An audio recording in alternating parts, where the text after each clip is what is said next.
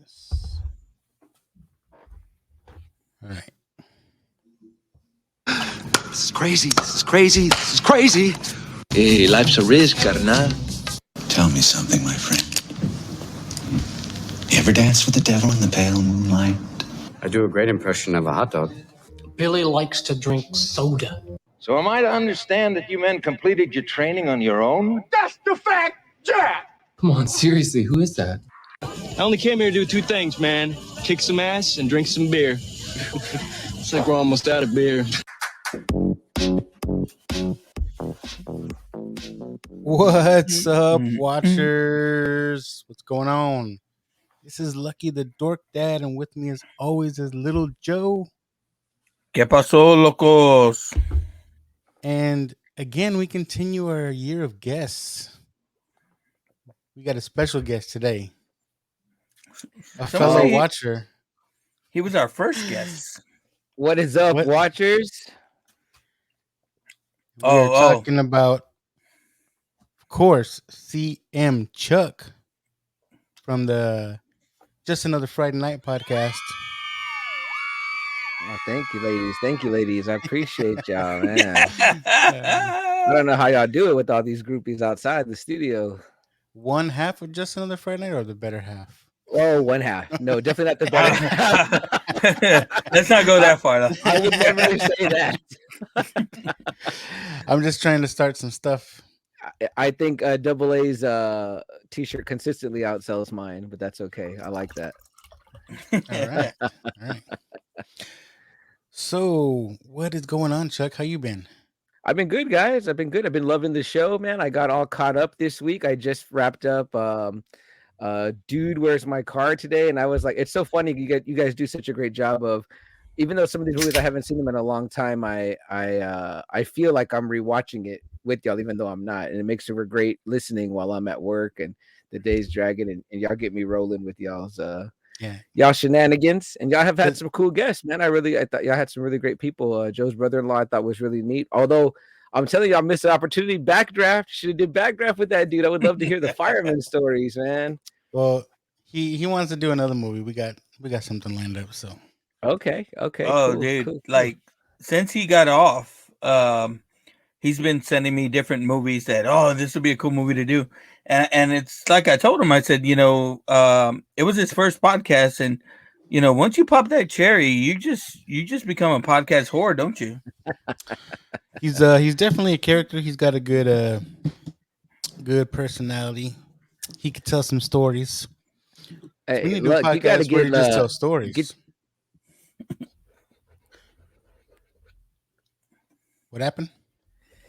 You gotta get Lilo Brancato on Carlito's, not the Bronx Tale episode with y'all. Oh man, yeah, I still remember that. Yeah, I don't know, that dude ran into some trouble though, didn't he? Or he's out of it now. Recently, I don't know. I think when Luck talked to him, that was all over. It was all over with already. Yeah. So we have to have Chuck on when we're talking about Kevin Smith movies, because I think we're all big fans of Kevin Smith. Didn't you go do the whole pop-up thing?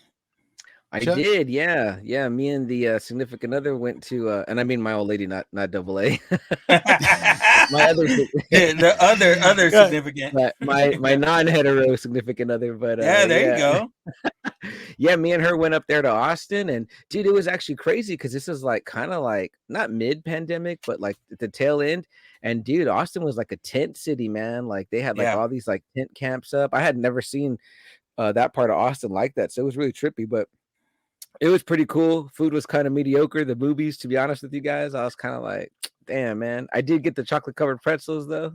Okay. And nobody was there of note. You know what I mean? Like they had a guy dressed like the movie, and there was like a big blow up of, the sign that's I assure you we're open, and it was some cool stuff. It was very like thinly decorated, but enough. You know what I mean? They had some of the movies on in the background. They were playing the soundtracks, which was kind of cool, but. Burger was just an average burger. I would say Whataburger's better. You know what I mean? No, yeah. Of course, of course. But yeah, it was pretty cool. You know what I mean? To get my cow tipper on. Yeah. But Right. I think Kev was there for the opening, right? He was there for the opening, and then as it stayed open, they had different people in. Right. I think that's what I had heard too. Yeah. And I went in one of the later weekends thinking I would beat the crowd. It was still pretty crowded. We still had to wait in line and stuff. But yeah. It's crazy how much he generates, right? Like Kevin Smith definitely has his own little fan base there. I mean, and again, I always circle back to it. It's Kevin Smith's the reason why I've gotten into podcasting in the first place. So it stands to say, you know, it's why you two guys are the reason why I'm on a podcast. You know, Chuck starting with you, and then talking to Lux. So you know, we come full circle here. Absolutely. I think it's just because Kevin Smith is so personal. Like, he wears his heart on his sleeve. Like, he cries almost every time he talks, right? Yeah. But yeah, I've always liked Kevin Smith. But of course, it always started with Clerks, right? Clerks is, I still think that's his best movie. The tried and true classic. Yeah, man. I think so too. I He absolutely says love that Clerks. shit too. Yeah. Yeah. I don't know. I really like Dogma. Yep, we need to do that one too. It's funny. It's like Tarantino ones. You can compare, but it's like it's hard because you love them all. You know. So, did you guys see Clerks 3 yet? I didn't. I also did not, but my sister just bought me a copy, so I've got it on digital. But I wanted to have like a good sit down viewing on the TV, not on the phone. You know. I thought, I thought you watched it with Double A, because I know he said some emotional stuff. And Yeah. No, I kind of want to watch it by myself because I don't want to be crying in front of everybody. Dude, I'm gonna tell y'all right now, it's an ugly cry in that movie. Oof. Like, it's an ugly cry. It's not even a good like. Let me push one back there. Oh my god, no, it's fucking. Oh my god. I'm looking forward to that. Yeah. You know what I mean? Oh, sometimes you need that, right? Like I told you that before, Chuck. But my wife woke up and she's like, "What the fuck is wrong with you?" And I'm like, "Clerks 3." Dude, yeah. Dante. I think Double A could tell he was kind of like, for you should watch this one by yourself, CM. I said, okay, I know what you mean. I mean, even though my family knows I'm a big crybaby, I mean, I was crying at the Oscars. Did y'all watch the Oscars? When Short Round fucking hugged Harrison Ford. I was holding back the tears. I was like, and you know what's funny? I started watching it kind of late, and I went back and rewatched his speech because I missed him win, but I got to see the end. You know, when he hugged Harrison, which was amazing. But I thought that was the best part of the night. But when I heard the speech, man, I was like, I was turned over in the bed watching the phone to fall asleep, and I was like, "Whoo, it's waterworks were going, man." I was like, "Look at this dude, man. I mean, if any one of us dreamed of doing something else, I mean, that guy really was inspiring." Jess was rolling her eyes in the background. Oh yeah. They're saying you couldn't write. They're saying you couldn't write a better story. I mean, just him and Brandon Fraser, and just Oh, that was great too, man. Brendan Fraser, what a great one. I mean, I feel like these are guys that we grew up with, right? I mean, did you guys hear the story that was on TikTok? I saw a lady put on. I think I sent it to both of you, but it was that when he got called for that movie to negotiate the contract, he didn't have a lawyer, so he called Chunk. Chunk's an entertainment lawyer now. I didn't know that. I was like, holy shit, man. Who do I call? Hey, I know. Yeah. Hey, you guys. He answered. He's like, dude, I'm not doing the truffle shuffle again. No, it's not that. I promise you. Over the phone, he was like, I smell ice cream. Okay. So our movie today, Mallrats, 1995. Chuck, where's it hitting you at? 1995. CM man, Chuck. 95 is like a great year for me after 94. This is like my I'm really getting into movies at this time in my life. I'm maybe about to be a freshman or a freshman. And this is when I started to like see like Tarantino stuff, Kubrick stuff, and like really like develop my love for movies. And I can remember seeing Clerks and then just being like in love with that movie and the references and the way they talked, and then wanting to see all of Kevin Smith's work. I was like an instant fan after Clerks. And so for me, Mallrats was going to be a must see. Now, the funny part is that like I had been reading comics long before this, and like I can remember that fucking dumb ad that was on the back of like every comic book in the 90s, it seemed, which was the stupid magic guy, which I feel very much, like Willem, because I could never fucking see one to this day. I've never seen one. I'm like, I don't see shit, man. Maybe I need to get drunk and look at that shit because I'm like, I still can't see the fucking sailboat. That is so 90s, right? Especially in the malls. It's a schooner, you Those things were idiot. everywhere. I mean, look, did you have a bunch of those books? You had to have a bunch of those books that had that. It seemed like that they had went heavy into the comic book people and put that ad on the back of a lot of comic books or on the inside cover.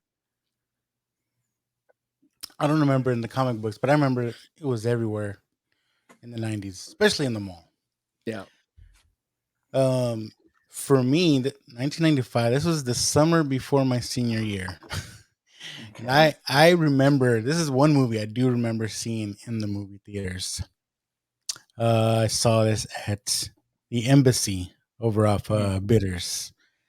And I think I saw it by myself. It was one of those days where you can like sneak into the movies. Well, not sneak in. Like I think I went to see one movie, and then afterwards I just went to another movie, and then to another movie. I was there all day. I remember that. But this is the only movie I remember from that day. Well, Mallrats is October 20th, 1995. It was rated R, so maybe that was the problem. Look, could you get into a rated R movie? I don't know. That's why you snuck in. Maybe. I remember. I want to say I remember watching it at the dollar theaters. All right, so this is after its release, and it got down to the McCreely Small $1.50 movies that we used to go to. You weren't working at the Galaxy no more, right? This was shoot, I don't know. Because I remember we got free movies when we were working there, when I was there, and I know you were there either a little bit before me or after me. I would assume before, yeah, I remember I would do the same thing. I would go watch movies at Windsor Park Mall Theater. That was like their dollar theater, and I would see, Windsor. I'd go hop from one to the other, but I mean, it was like we got them free anyway, so yeah. So Mallrats, man.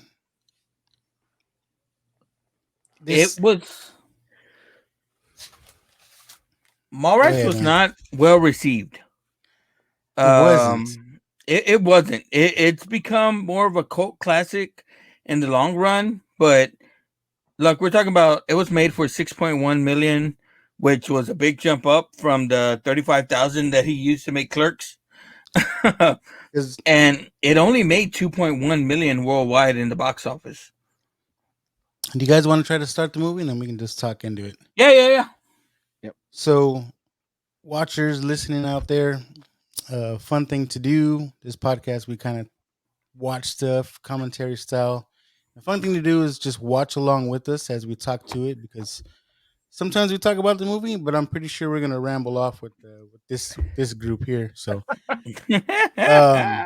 but we are gonna start this movie. I actually have it on digital, so I have a digital copy. That's what I'm gonna watch it on. I don't know. Did you guys find it streaming anywhere? I didn't look because I own a copy on DVD, so I'm watching my DVD copy. But I'm curious if it is streaming. I tried to find some of y'all's last couple, and I couldn't find like "Can't Buy Me Love" or. But I know y'all said "Dude, Where's My Car" is on HBO Max, right? Yeah. Yes. Okay. Yeah. Mallrats currently is not streaming anywhere. I want to say it's a Universal property right now. So maybe that's probably the tie up with it. But yeah, I don't catch it streaming anywhere. That's why. Goes into what I was saying in the last episode. Universal doesn't have a streaming platform. Yeah. And it's funny at the beginning of the commentary I watched this once through already with the Kevin Smith commentary, and he was saying that when this released, it released under Gramercy, and he felt like that hurt it because he said that they didn't promote it enough. And he was actually saying, man, I wish it would have been owned by Universal at the time because it probably would have got a bigger and better opening. Mm-hmm. All right. We're going to try to synchronize. I'm right at where the Universal, the big world. Yeah, I'm getting shining. ready. I'm waiting to get there too. Oh yeah, no, the world is shining. Are you paused though, Luck? Yeah, I'm paused. Okay.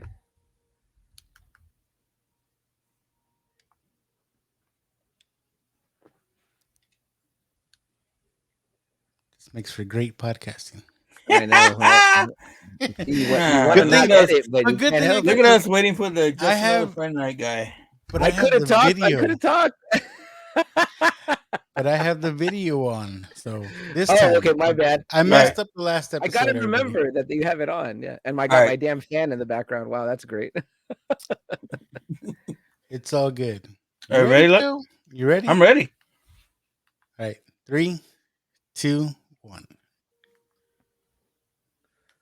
Okay, I got the Universal literally coming around the front right now. Yep, me too. Okay, cool.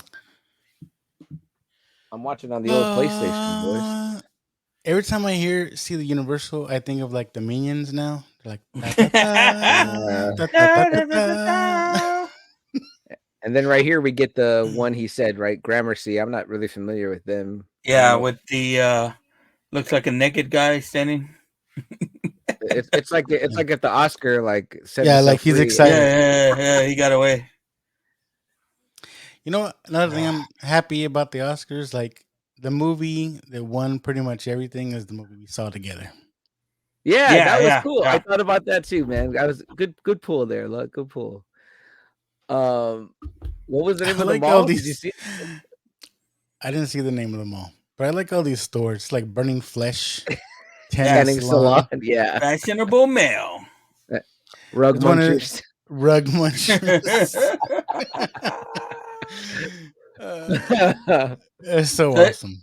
So they talk about they made this movie. They made it in a mall. It was actually made in Minnesota.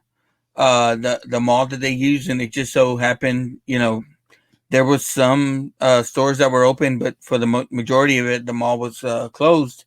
But they would have these mall walkers come in every day and just start fucking walking the mall, and they'd have to fucking shoot around them and shit like that. I like this intro, the whole comic thing. Yeah, big time. And I heard it's real comic book artists that did it, is what I think Kev said. That they like they had. So what I heard is that they thought the movie was going to be huge because they screened it at Comic-Con, and of course, Comic-Con crowd loved it. They were like, yeah, in retrospect, maybe that wasn't the best crowd to base it on. I mean, I know when I saw it, I was like, this is his best movie because it's so comic book heavy, looking back as a movie fan, I think I realized I'm like, okay, I still think it's really good, but it's not his best, because it's not, it's not what Clerks is, No, but Chuck, you said you listened to the commentary, right? I did, I know I listened to it when the DVD first came out, and I remember them saying that the producers or whatever, or the production company, they were trying to market it as a smart Porky's. Did you hear that? Yes, they said that kind of a new age Porky's. Yeah. I was like, I think that's probably the reason for the failure. Scenes. Yeah, well, I don't know. Yeah, but I don't get Porky's out of this at all. No, no. And I mean, I think that, what I didn't get, and I gotta agree with Kev that it was probably the Gramercy people that didn't, which I can't believe when it had all the ads in the comic books I mentioned, but maybe they didn't market it otherwise as well, because they said it had a bad opening weekend. That means like maybe people didn't know that it was coming out. And I can't Right. remember knowing that it was coming out because I can't remember a single TV ad or promo or radio or anything like that. So that means the only time I ever saw it was the comic book. And even then, the ad was kind of shitty because I didn't know what it was for because it was the damn magic eye. And if you couldn't see it, you didn't get the joke. You know what I mean? Like, Yeah. And at that time, that was before I'd seen Clerks. Well, I know that it wasn't it. Well, it was advertising Wizard.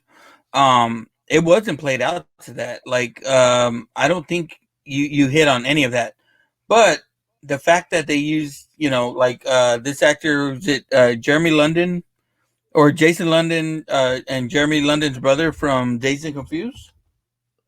Yeah, I never knew that these were two different guys. I thought this was always one guy. Yeah, I knew they were and see, and Kev twins. said that was part of the problem. Yeah, Kev said that was part of the problem is that people thought that was the brother. You're like, he's not as cool as the other guy. Really, I think they look identical and they seem to They act are. similar to me. I mean, like, They are identical. yeah. I don't. But the other guy's a little bit cooler in Dazed and Confused. Well, I mean, Oh, to me, I for thought sure. that was The weird just thing good is- acting. I was like, oh, he's acting better in this one. It's the same casting director as Dazed and Confused. So you'll see, they do while his brother's in Ben there. Affleck. Ben Affleck. What's her Joey name? Lauren Adams. Joey Lauren Adams. Yeah, both in Dazed and Confused. Which I'm jealous because Chuck, I saw you actually got a picture with her. Yeah, I got to meet her at one of the Alamo cities. Look, she was really nice. My girlfriend was super excited to meet her. She told her, "I love your voice. I could fall asleep to it." And she goes, "My husband says the same thing." She was really cool. She signed my copy of Chasing Amy. That's the only thing I had like with her on it, and I wanted her to sign something that I owned. I always try to opt for something other than the 8x10. And so Yeah. she was really cool. I would love to get her with an ensemble with some of these other people. I love Claire Forlani, man. I think she is totally gorgeous. The eyes, and I didn't know she was British. I heard her talk in one of the interviews that's on the DVD, and she's very British. She's British. Mm-hmm. Yes, here we go. Merle. We got Merle. Or he talked about he I love originally Michael wasn't Rooker. bald for the movie. He originally I think he was dyeing his hair gray to see if it worked.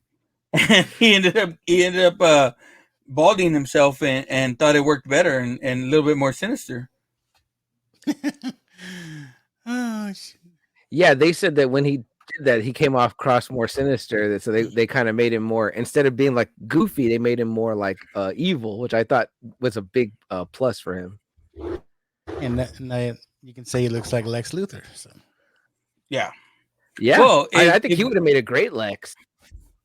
If y'all have ever seen and I'm sure y'all probably haven't, there's like Roker's first picture was Henry, Portrait of a Serial Killer, and I want to say he's bald in that one, and this motherfucker looks crazy and he's scary. I've never seen it, Is this but your I've heard a favorite lot about it. Michael Rooker movie? I know you haven't seen Chuck. Ooh, yeah, probably. I like Guardians and everything, but I would say so. I love him in Days of Thunder. Ooh, damn, what's Tom his name? Cruise. Roddy, what's his name in that one? Look, Roddy Burns, is that his name? Yeah. Dude, he's pretty good in that. Shoot. He's in Tombstone as well. Yeah, briefly into McMaster's in Tombstone. Dang. I like this part. We get a shot of Brody. Yes. He wakes up and he's like looking around, right? He looks on the other side of the bed where Shannon Doherty is, but he's looking for the controllers. Like, he didn't have wireless controllers back then. It had to have been right there next to him. Yeah. I like the Legend poster in the background. Oh, Yeah, some really cool stuff in there. They said in what I just happen to have right here. Oh, look, is that for sale? Oh, No. Look, let's talk offline, Luck. I think that we can do business on that. That actually, was he had unscripted. told That was unscripted. I just had it right there. he told our last guest that he was going to give it to them. Oh wow! Huh. As part of them being his favorite guest. Negative. So, Negative. Is that part of the Spurs ticket back alley exchange you guys worked out? Yeah. Dude, that was a good time though. What do you guys think about it being all Marvel in the background there in Brody's room? No DC stuff. That's a little shocking because you know how big of a Batman fan Yeah. Smith is. And well, then it was Comedy done Central, because well, he said he didn't feel he didn't feel it would be right having Stan Lee in the movie and then to have some of the other stuff in the background. I want that light right there. Remember that old Comedy Central Comedy logo? Central, yeah, that's very cool. Hit up the old eBay machine, Luck. Get you one. Dude, great They should have kept that logo. I like White Boots Punisher, man. I don't care what anyone says. So what did you guys think about her speech right there? I thought it was pretty grim. You know, like I cry and I think about all the things that those people are doing, and all I have to do is sit around and fuck you. It's like, geez, Like, damn, that hurt. That's brutal, right? That hurt. And is there any truth, guys, to that she left 90210 to do this movie? No, she didn't leave 90210, but it was one of the first things that she did when she left. It wasn't left to do this movie. It was one of the first things she did, though. Okay. I did see something funny. Well, I guess funny about Shannon Doherty's contract for this movie. In her contract, it said she could keep anything that she wore. So you'll notice she intentionally wanted to. She goes through a bunch of wardrobe changes while she's in the mall. Yeah. I think that was always something my subconscious picked up, but I didn't really notice till this last rewatch. Yeah. In the commentary, Kevin's like, she said that, you know, that's what I would do if I was at a mall. I'd be changing, right? As I went into different stores, and he's like, yeah, I guess that makes sense. Like, that's what Shannon Doherty, not a regular chick. Yeah. So all the comics in the back, well, just past them, but all the comics that were in the background, they said those were Kevin Smith's comics. That was his collection. So Yeah. next time we're in person, you got to tell us vault rules apply. Touch not lest ye be touched. Well, like he talks about, well, he sold the majority of his comic book collection to make Clerks, and this is just what he had recently purchased back after they had sold Clerks. One of the first things he did was he bought back his comic book collection. Then he talked about the second thing he did was get somebody to make a video library of, do you guys know which show? I don't know. I bring it up because you'll see Shannon Daughtery in one of her jackets in this movie. I think it has a Degrassi logo on there. I was gonna say, yeah. You know, I don't think I've ever seen an episode. No, I haven't really either. I've seen clips, and it sucks because I want to say Kevin Smith did a season on Degrassi. Yeah, it's Canadian, or a few episodes at least. I so don't know anything about that show that when everybody says Degrassi, I always think of Neil deGrasse Tyson.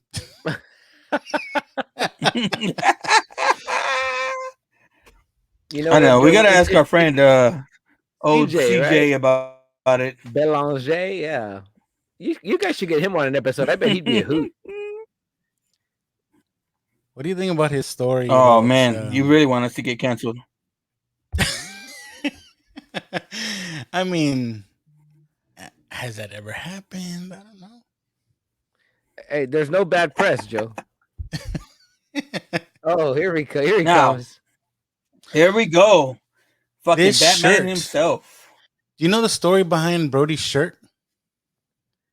Well, it was supposed to be is it Richard Pryor? No. So supposedly the story on his T-shirt, which I want because it's cool. Supposedly everybody that auditioned for the role of Brody, they morphed all their faces together, and that was the result.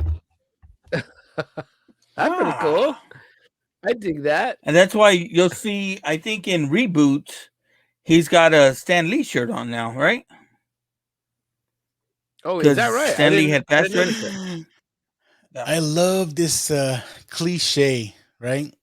Whenever there's construction sites in movies, there's just people randomly walking around with pieces of scaffolding or Right, whatever. right. So he gets knocked down by that one dude where you're gonna see throughout the movie. They're just random people carrying that same piece. Well, here we go, boys. Willem. Willem, Not William. Willem. played by Ethan Suplee. Man, have you seen Have y'all this dude seen this lately? dude now?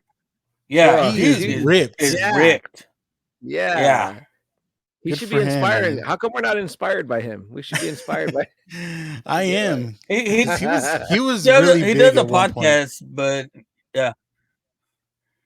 He has his own podcast on the same network that Kevin Connolly is running. Kevin Connolly is running, the guy from what you call it? The guy from Entourage. So he does a podcast with those guys. And but it's all about eating healthy and working out, so it's kind of boring. Okay. I don't want to hear that shit. I don't know why, Joe, but I thought you were gonna say he was all like right wing or something like that. I had to put the glasses on, guys, because y'all got me reading the captions, so I'm like looking over at the TV to read the captions. Okay, y'all, do y'all know the story behind the cup in the movie that Brody's carried around the whole movie? It's based on one of Kev's friends, right, Joe? But I'm not sure which friend. Yeah. So Walt Flanagan, he comes out in the movie, and the Mallrats, in the comic book scene, or the comic shop scene. He's in there. Kevin Smith talks about they went to a comic book convention one day, and this dude carried around a Dixie cup of Pepsi the whole day, and drank from it the whole day, like if it was just full. So he threw that in there in the movie. But Walt gets a mention in the movie when he says, "Do you see that fucker was faster than Walt Flanagan's dog?" Yes. Here we go. He gets mentioned. Yeah. Now, Walt famously now, his own fame. He's got Tell 'em Steve Dave that he does, and he was one of the comic book men. So, right. I love Walt, man. He's one of my Jay favorites. and Silent Bob. You know what had me and Joe were kind of talking about it. So we got Jay and Silent Bob, right? Mm-hmm. The production company, they wanted someone different for Jay. But it's like, how can you do that when Jay was in Clerks? How can you just replace a Jay? I heard they wanted the guy from Clueless that was the stoner skateboarder. Yeah, I think they originally wanted Seth Green. Ooh. No. And then Seth Green. Breckenmeyer. Yeah, Breckenmeyer. That's what his name is. Yeah. So Seth Green got paid to be on standby. Yeah, I don't see it. I don't see it either. Fun fact on Breckenmeyer, Dork Dad podcast. Fun fact, right? I actually did an interview with Breckenmeyer's brother. Nice. Yeah. Really? Frank Meyer. If you go back and look at the episodes. Did he do something of note, Luck? He's in a band. Okay. Which we talk about. He's got a daughter, and we talk about that and all the different music stuff that was going around. He's in this band called Streetwalking Cheetahs, and he just talks about all these musicians that he's met, and it was a good show. I liked it. Nice. So while we do Gotta go get back Jay and and hear that Silent one. Bob in, while we do get Jay and Silent Bob in Clerks, I think we get this is the more extended look at Jay and Silent Bob and them actually becoming characters, as we say. Like after this, they're definitely not trying to recast Jay. You know what I mean? You don't know who LaForge is? You don't know who LaForge is. Now that name is based on somebody, right? Like another character, like a heavy from another movie or something like that. Well, that I don't know. I think I had seen that. Yeah, in he's something based on else. a heavy from Gunsmoke. I love that hat he wears too. LaForge, the kind of like the what do you call that? Like a quartet type hat, you know? I like when Jay fucking tries to tap their nuts as he walked away.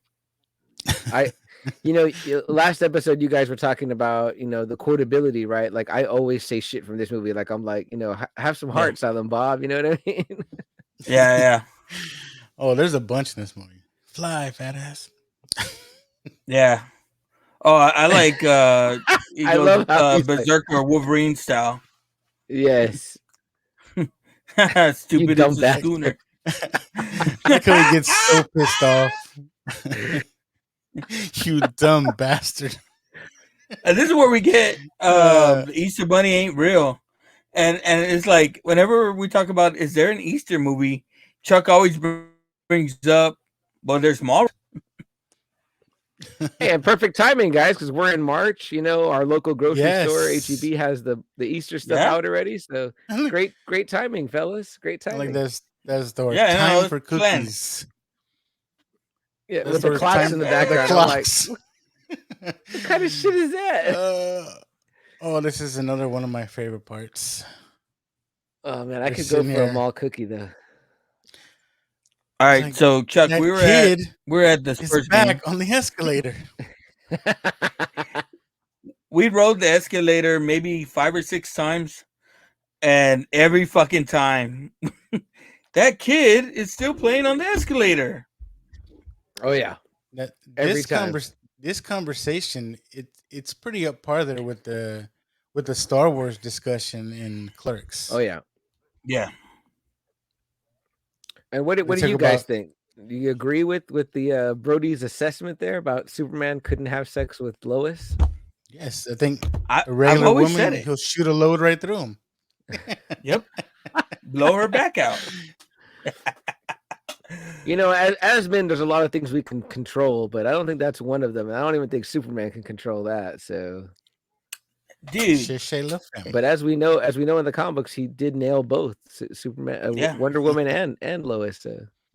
Well, he had a kryptonite condom. So, There you go. Kryptonite condom. Probably designed by the greatest scientist in DC, Batman, because he does everything, right? Well, as you know, Chuck, Batman has a plan for everything. Okay. Even Superman sex. I knew you'd be here for this, Clark. He's like, oh man, thank you for having this prophylactic ready. Yeah. He's like, hey, Bruce, I'm having a problem. Maybe you can help me. Now, where do you guys stand on Shannon Doherty? You didn't say anything about my Claire Forlani comment, but are these two broads y'all's type or no? I'd probably be more Shannon Doherty at this time. Okay. Yeah, I was a Brenda fan in my day. Only because she's got a little more meat on her. You know what I mean? Yeah, I definitely dug out of Claire Forlani. I would say it would be Shannon Doherty, and I guess it would be Joey Lauren Adams, would be the three main chicks in this movie. Oh yeah.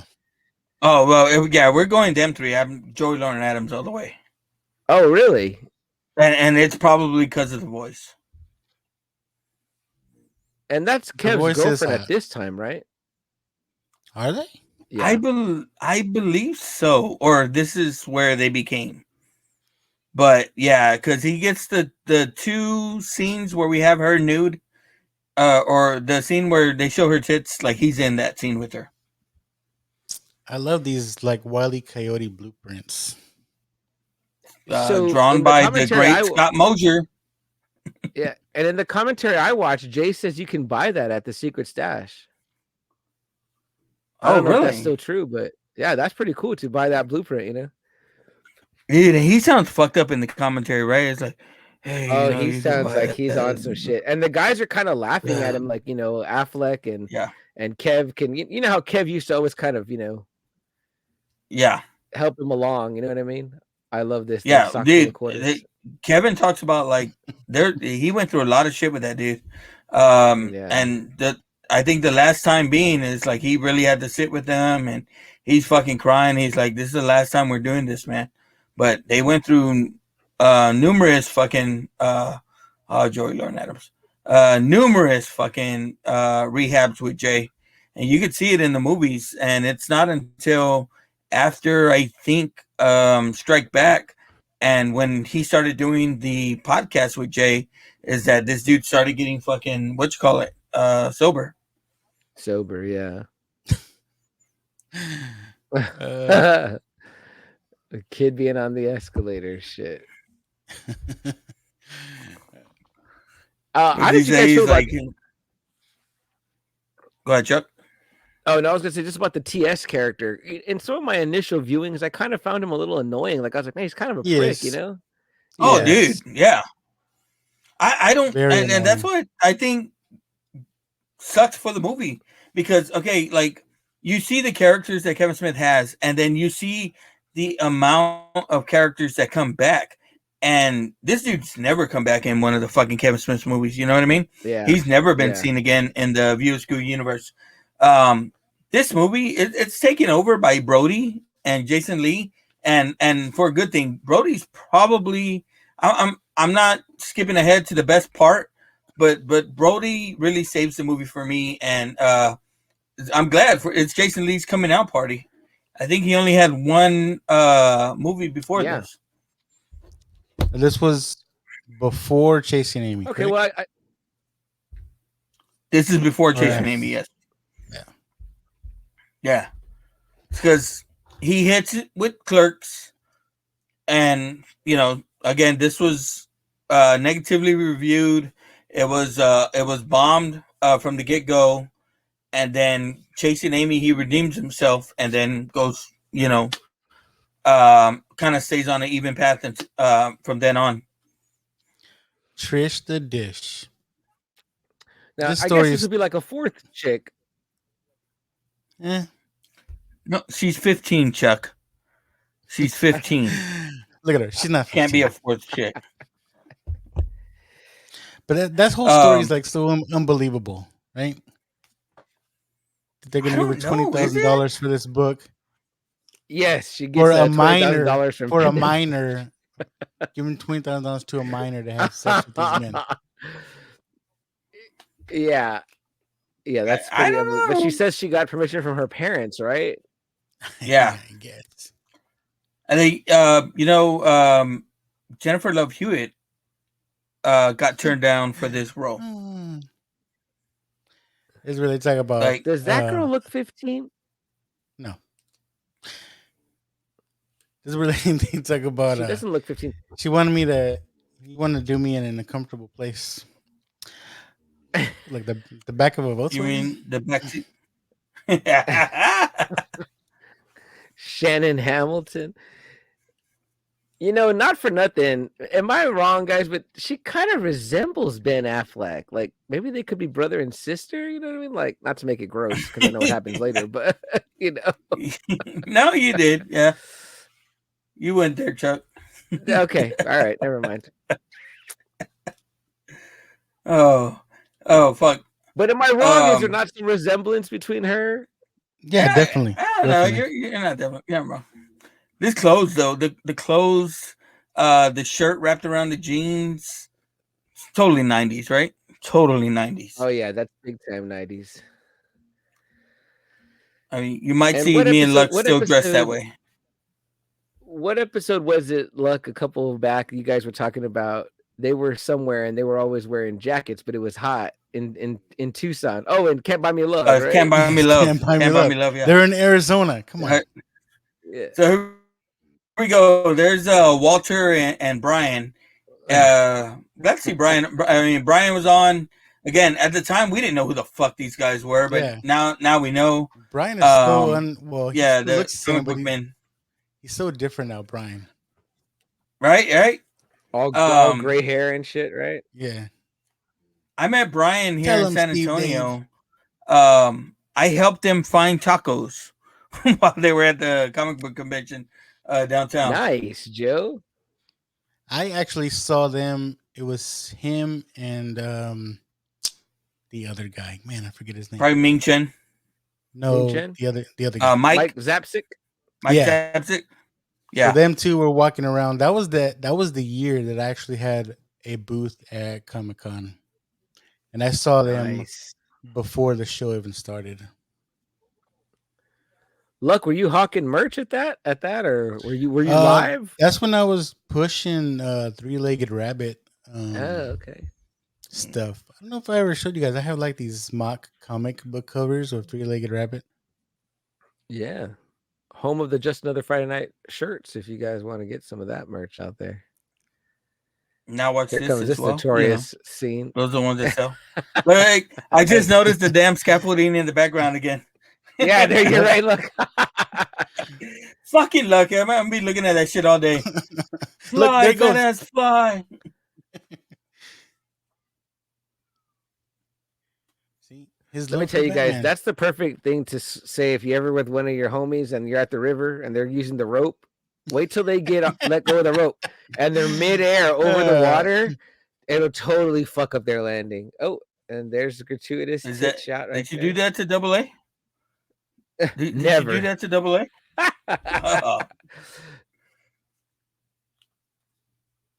I would never do that to Double A. Double A doesn't get in the water. Like where he's all pissed off. I slipped in my old age. The names amongst names. I mean, come on, look, there's no way we would not know Stan Lee was in town. I know. Or coming to his mall. No way. When he wanted to give this up. guy calls himself a comic book fan? Get out of here. I mean, it seems like he goes there every day, right? Right. He was trying to negotiate with Shannon Doherty. Okay, we're gonna have to divide custody of the mall. Of the mall. Now, so one of the things that go ahead, Joe. Kevin Smith talked about like he wanted a Stan Lee type for this movie, and one of the producers, I think it's Jim Jacks, he's like, well, you want me to just call Stan Lee? And he's like, well, can you do that? Like, is that possible? And that started a beautiful relationship because, as we know, Stan, came back multiple times on Comic Book Men. Kev's done a bunch of stuff with Stan Lee, but this is Stan Lee's first cameo. And what movie was it? Shang-Chi? No, it's where they shout out, right? Captain Marvel. Was it Captain Marvel? Where they Captain shout Marvel. out Stan Lee looking at the Mallrats script? Yeah, and very cool. They said his reading wasn't that strong during the Captain Marvel recording, and they couldn't ask him back, but they were able to get old recordings from Mallrats that Kevin Smith didn't use and use that in Captain Marvel. So Kevin Smith's got a little piece of him in the Marvel universe, I'm saying. That's awesome, man. I didn't know that. How about this great scene right here? And I just realized right now that Jay called Silent Bob the human brown eye as a walking calamity. Because he fucking messed up one time. He like fucking Jason ass over them. He's like, how about the customer's always right? How about the customer's always an asshole? Ben Affleck during the fucking commentary, he's like, "You should have had me in this more, man. What the hell?" Yeah, Yeah, dude. And he seems so fucking cool in that commentary, but it's like in every movie, and anytime I think about him with J-Lo, I'm like, the guy seems like he's a prick, No, he doesn't. Oh, where does he seem like he's fucking? He seems like a cool guy.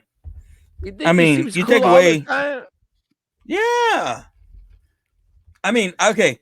I've heard him on multiple commentaries, right? I heard him on this one. I heard the Dogma commentary. I believe he's on. The Jay and Silent Bob Strike Back commentary. He's on as well.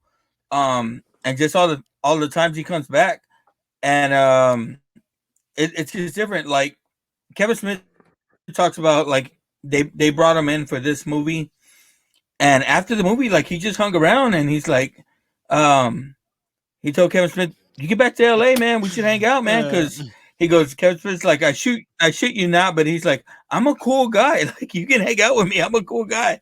And that started their relationship. I always picture Ben Affleck And as the Kevin Smith guy. fucking has Ben Affleck's house. I always picture him as the guy from Dazed and Confused, the guy that Oh, failed. He's awesome. The guy that he failed his senior year just so he can do the hazing again. Dude, like no doubt, like legit, we call fucking Double A's oldest brother. We call him fucking O'Banion. We're like, dude, you fucking act just like, yeah, like he thinks he's fucking like the best looking. He's a big guy too, so it's kind of like he could like beat all of our ass. You know what I mean? So I was like, man, fucking O'Banion, he's an asshole. But it's like he says, it's like he's one of those assholes. It's good to have him on your side, right?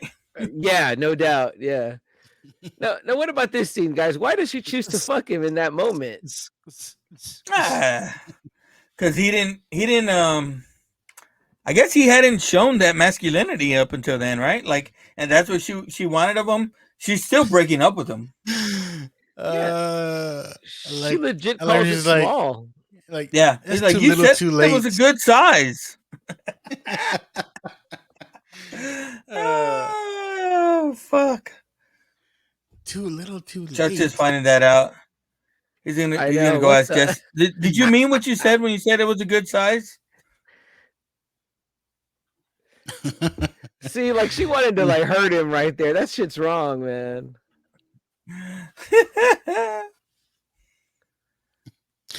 He's all pissed. He wasted all his lunch break waiting in front of the elevator.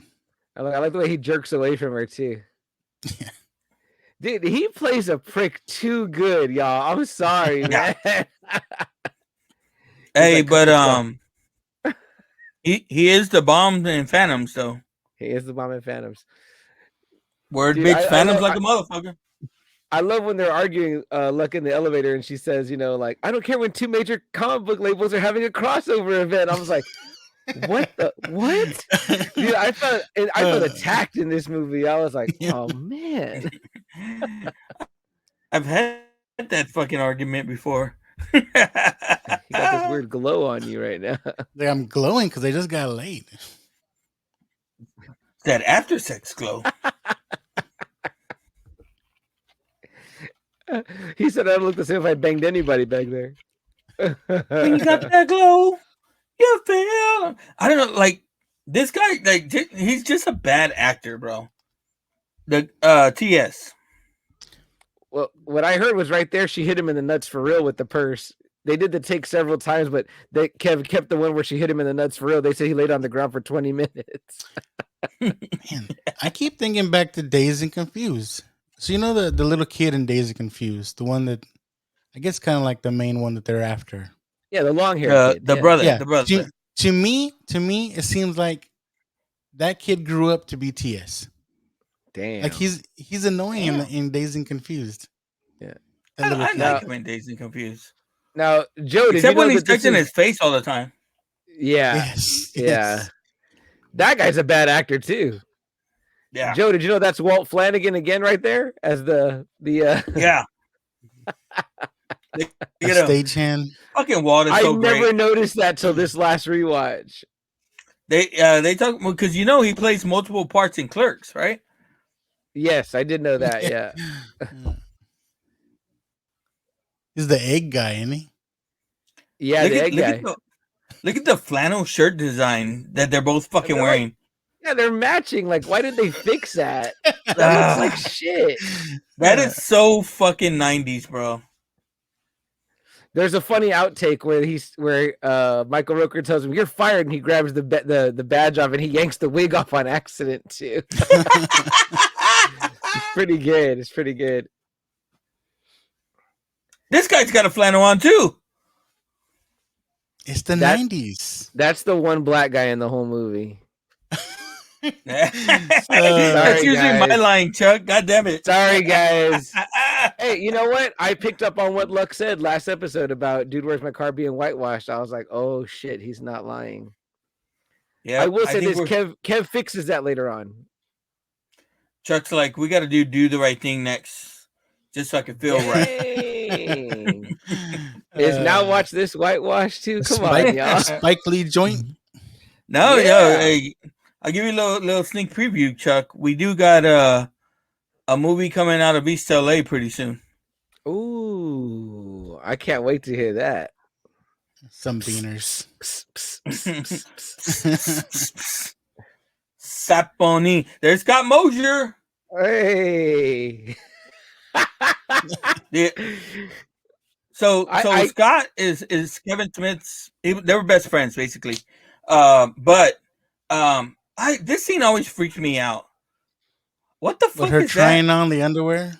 Yeah, I don't know women that try on underwear. I've never seen that. Do they allow that? No, I don't think they allow that. You can't even try on bathing suits. Like, but she ends up taking them though, right? I don't know. I guess. But why does she have like? I don't know. I don't mind at all. Okay. Now, right there, guys, we get the mention of Rick Darris, right? If anybody wants to know Rick Darris, he's from Clerks, buying the milk, right? Now, what do you guys think about this story? Like, they're still kind of cool, like friends. Like, wouldn't you fucking hate a broad that did that? Like, I always thought that was very cavalier. I was like, is this how white folks act? Because I'm like, I'd have been like, bitch, we are not cool after that shit. Like, yeah, because they used to go out, right? Or supposedly. Yes, it happened while they were dating. Yeah, and then I think later on, when the girls are talking, chasing Amy too, right? I don't know if he's in Chasing Amy. Also, maybe he gets a mention, but no, that's who she supposedly the finger cuff scene. Oh yes, exactly, finger cuffs. Yeah. Yes.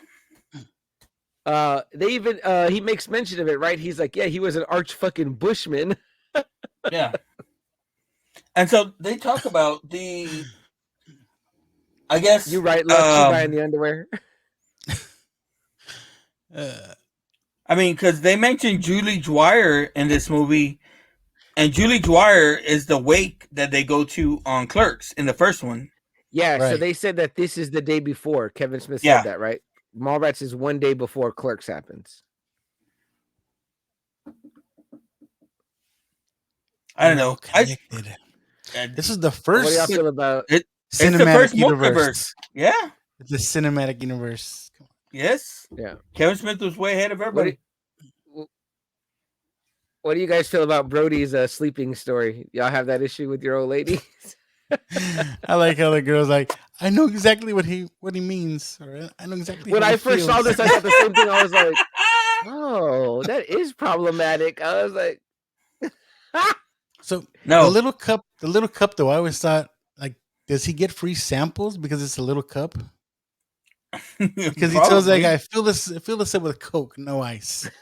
Even the way he popped the cup out of his hand was so perfect. Like, even the way he fake beats him up is perfect. I'm like, fucking Ben Affleck, dude.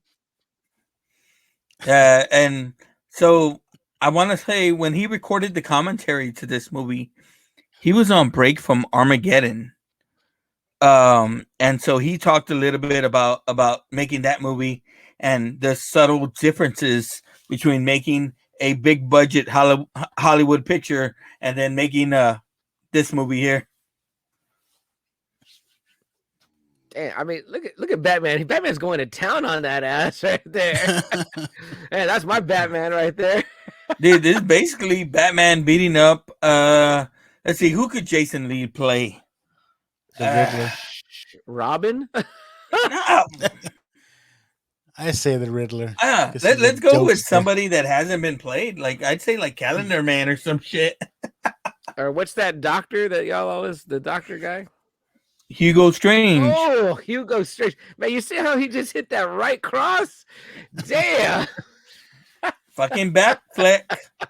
It's funny too. Like at the beginning of the movie, the comic is of Ben Affleck is the Buttman Chronicles. Did you see that? The Buttman Chronicles. I like how Brody tells Jay and Silent Bob that it was the Easter Bunny that kicked his ass. Yeah, they go fucking roll the Easter Bunny. Come on, Silent Bob. Oh fuck! I'm gonna tell you what. Like around Lucky, around most of my friends, I think I'm the Jay to the Silent Bob. But when I get around Chuck, I become the Silent Bob, and he's always like, "Have a heart, Silent Bob." Have a heart, Silent Bob. Yeah. Well, apparently it's becoming well known that I will out talk even the talkiest of talkers. So don't hold back. I feel it. Yeah. I feel it. Yeah, I felt it since we got on. I'm like, look at him. He's all quiet. A cat's got his tongue over there. He's worried about what anyone's gonna say about him. Don't hold back. Those are just jokes. This is a good movie, guys. Thank you for having me. I'll tell you like Scott. I'll tell you like Scott Roger later. You caught down the thunder, and now you got it. Dude, that's what my brother-in-law. Like, I told him, I said, dude, you did a good job, man. You were very fluent and everything. He was like, I'm worried I'm gonna say something wrong and get you guys canceled. I was like, we can't get canceled. It's our podcast. Every guest you guys have had this year has been really good. Every guest. Now speaking of looks like that's my favorite guest now. Oh, come on. Speaking of beatdowns, Jay gave quite the beatdown to the Easter Bunny. I'm telling you, it's funny. Like they always portray themselves as ass kickers, right? Yeah. Like Ega and Dogma, they kick some ass, right? Like they roll people. Kevin Smith's like, if he ever got into a real fucking fight, like his defense move would be like he'd drop to his knees and be like, I'll suck your dick. I'll suck your dick.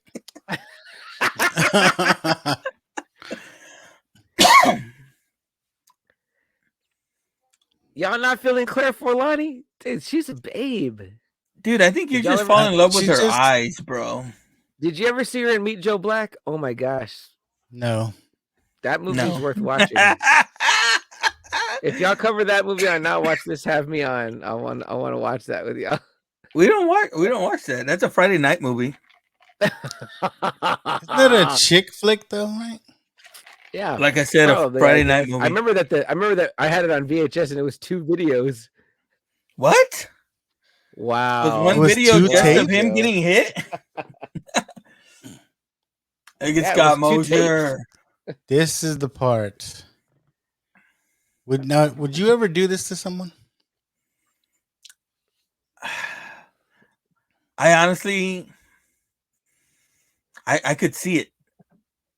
I think I could see it. I don't think I could now, but when I was a kid, or in these guys' age range, yeah, I could definitely see it.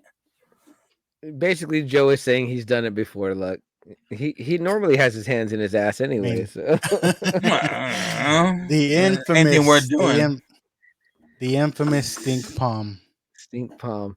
Stop rooting around in there, Joe.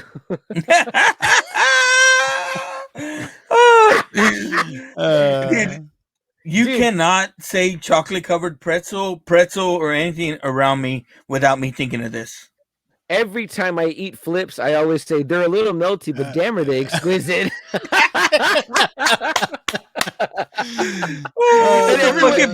The best part is everyone around you probably don't get it. No, right? They don't get it. Yeah. And they're like, why are they melty? They're melted, and I'm like, no, never mind. I'm like, fuck, man. I live in my own head alone.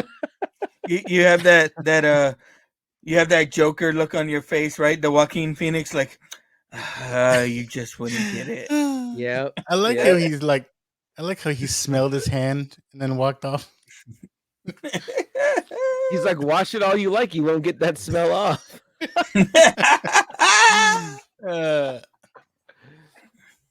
Dude, and Roker is so fucking good though in this movie, man. Man, he's great. He brings a level of seriousness to the movie, like or a level like he's the, for all intents and purposes, he's probably the biggest actor there, right, on this movie. I think so. I always think of like these people he's trying to impress, these producers, whatever. I was like, they got Penn and Teller? What? It looks like that, right? They remind me of the guys from No Holds Barred. They're just like the most generic execs, right? Yeah. Well, this delivery right here, I mean, Lex Luthor is a great call because obviously he's got the look, but I thought he would have been like, I'm like, damn, could this guy be Dr. Doom? Oh, it's very Doom-like right here, right? It's just like he's it's too bad he's been off. in like the universe already, right? Right. I mean, I know he died, but still. Well, he was in makeup, and then in Dr. Doom, he'd be masked up. No, not for the whole movie, though. They're gonna start over anyways with James Gunn. Chuck's mad about that, so. No, that's DC. Oh, Guardians, yeah. Oh, no, Guardians is finished after this movie, I think. I'm still saying Lex Luthor. Oh, oh shit, yeah. Oh, he's I like bringing it. Roker over. Okay. Dude, Roker's coming over. I met him too at Alamo City Luck. Did you hear that already, though? Rooker? Yeah, I got a picture Roker coming up with Michael Rooker. Yeah, nice. You know who's great? I hadn't heard that, Joe. And I'll call back to the Just Another Friday Night episode that highlighted it. Is who's the Lex Luthor in the Superman show? In Smallville. Oh, in Smallville, I can't think of his name. Michael Rosenbaum. Yes, Michael Rosenbaum. He was great. Yeah, great Lex Luthor. Yeah, he's got a good podcast now. Yeah, I heard he gets some pretty good solid guests too. Like it's my junior college ring, cum laude. Like, yeah, we all want to cum laude one day. They're neighbors, right? Yeah. He's like, "Did you catch that sting palm?" He's like, "He even licked his finger." Like, I got it. That comedy's pretty lowbrow, but at the time I saw this, I was fucking dying. I mean, he smears it in his hand. I was like, licking his hand, licking his fingers. He's eating it all slow. Hey, fucking Jason Lee gave you the Jesus wink and point there, didn't he? Yeah, and then that close up too. Oh man. He takes the bag from him. Kevin Smith talks shit about it, but he really is a good director, like when it comes down to it. No, he is. He can catch stuff, and he gets good shit from his actors. Yeah. So he talked about making this movie, and I mean, this is his second movie. He don't know how to direct really still, and he kind of tells Shannon Doherty how to say the line. And she's like, "Did you just give me a line read?" And he's like, "Oh, is that what that was?" She's like, "Yeah. You don't give me line read." And he's like, "Oh, okay." He learned afterwards that I guess actors don't like that. Ooh, look at the poncho in the back. Nice. And her other outfit here, she's in bright colors now, pink. Yeah. Yep. I mean, I know she's been through a couple outfits, but also I want to point out there were 2 black guys on the LaFour security. All right. It's like you just need to hit this big fat blunt. I bet you see Sailboats. How about that line, guys? I'm always saying that too. Look at me, you sloppy bitch. I love this. Brenda? Dick. Oh fuck. His face, his eyes are all like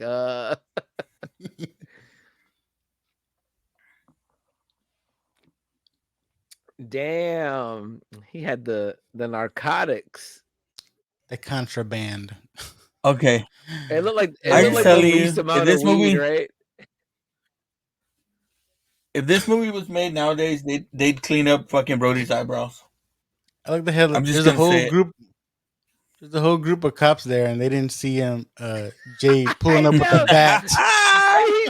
he hit this motherfucker with a bat. You know, Silent Bob's like Batman sometimes. Yeah, Silent Bob with the Vulcan death grip. Yeah, Silent Bob's that like was Batman great. sometimes. You can't explain it sometimes. He's just there. So we said earlier all the posters were Marvel because of Kev, but then he's obviously paying tribute to Batman himself with the cape and then the helmet, and then right there we get the Son of Jor-El, kneel before Zod line from Superman. So Yes. DC got love. DC got love. Yeah. He's What like, about this running, guys? These guys look like they're running the slowest ever. All of them. I love the finger.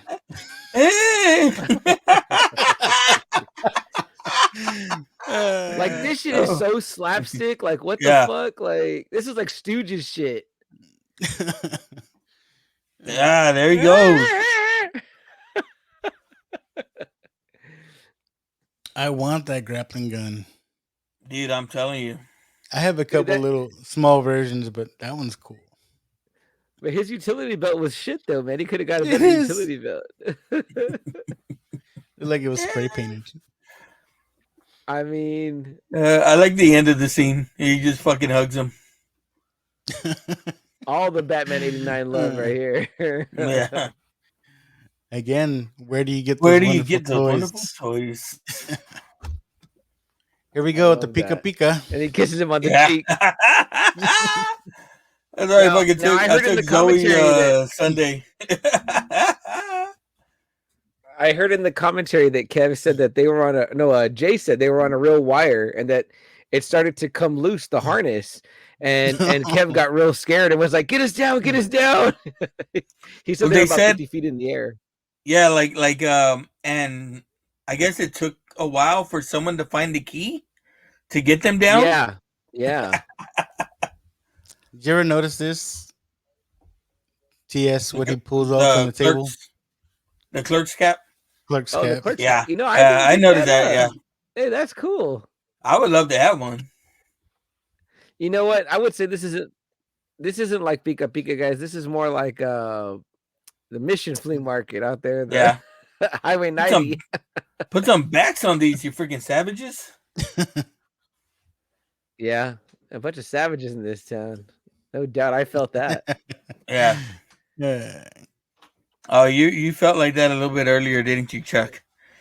In your feelings With there. About talking too much. Yes, I did. Y'all heard y'all. I'm sensitive, y'all. I'm sensitive, all right. There's I a like reason where my you- show goes 4 hours, okay? I like where he's all. I'm just. It's I'm usually because usually I'm just- commenting. like, he's like, I'm usually just tucking up my ass or sticking my hand in it. Right. Yep. They Here never we showed go, when here he we went go. to go wash his hand Ivana. after that. Okay, I may have to back out on Claire Forlani because Ivana might be the hottest in the Oh movie. man. Do y'all know where she's I from? don't- yes. She's the Brady Bunch? Chuck. No. Oh my god. No, am I wrong? Partridge Family. Negative. I'm a Lux little about- bit younger than y'all. Yeah, Yeah, Lex about I don't to know- tell your I don't know if feet, Chuck would and know, you and I are man. the same age, so no, you're not. Three's Company. She was my Oh, favorite. that's right. Yeah. Yes, she's a Chrissy. Terry. No, She was Terry. Terry. I forgot. Terry the nurse. Terry. Come and knock on my door. We'll be waiting for you. Man, this place is something out of Octopussy. I mean, What's Young- her real name? Luck. What's her real name? Priscilla Barnes. Priscilla Barnes. That's right. Yes, Terry. Yes, the second roommate of Jack. Yes, I used to want Yes. to The be third. Jack The Tripper. third. I want the third. Was Yeah. she the nurse? She came in after Suzanne Summers took off. Oh, was it? Okay, so she's yeah. Yeah, she's the nurse. Yeah. Yeah. I used to want to drink at the Regal Beagle. I thought I was Larry. Oh yeah. I was always a fan of Furley.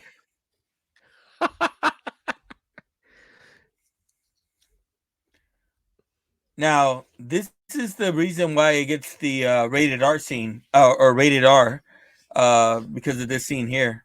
We already saw Well, what titties about? earlier. Yeah, we saw tits Oh earlier, yeah, Joe. yeah, Hey, hey, look! but Can that you was get a just tit counter in the corner? Look down in the corner yeah. so we can count the titties. How many tits? Or should we get a nipple count? We get a nipple count. Yes. Oh, It's Like, gonna be an odd number. It's gonna be an. we're about to get a threefer yeah, right here. yeah. I got Uh, nipples too, Greg. Can you milk me? I thought that was amazing I when like I when she's saw like, this. I said something very hard, and he's like, I'm convinced. Yeah, his one-liners are pretty solid. Dude, he carries the whole fucking movie, and Yeah. it makes it worthwhile at the end when they say that they give him his own The Tonight Show. show. Yeah. But I will say when we get to that scene, that suit and Ben Affleck's suit are both pretty ill-fitting. Yeah. I like though, like he was so into it coming into this place, but yet he's so grossed out. Yeah. Hey, Uh, I'm gonna tell you what. This is the guy that made fucking Alvin and the Chipmunks. So that's Dave Man, right there. that's Dave. Now, what do you guys say? Is that a turn off? Turn on? Are you still doing it? um, Uh, I'm still in it, yeah. Put a shirt on. All right. but I like where he's like, "What? One A third hundo nipple? on that, yeah. I didn't even notice." Oh fuck. It's plain as day. Uh, like, when's my birthday? Between the first and last of October. He's like, you're pretty spot on. What are you doing here? Oh, fuck. Hey, you know what, Joe? I never really got how close him and Walt were, but he actually says that Walt Flanagan's birthday is between the 1st and last of October or whatever. he like he talks about like looking up to Walt and their podcasts together, like they've done maybe 3 or 4, but I go back and re-listen to some of those. They were so good or so much fun. And it's a lot of information about them or whatever, but it's a lot of good shit, man. It's funny. Interesting. Man, But yeah, tell him Steve Dave Walt's awesome. Terry or what's her name? Priscilla Barn. She's gotta be like in her 50s here. At no? this point, right? And she's still banging. Yeah, no, she was great.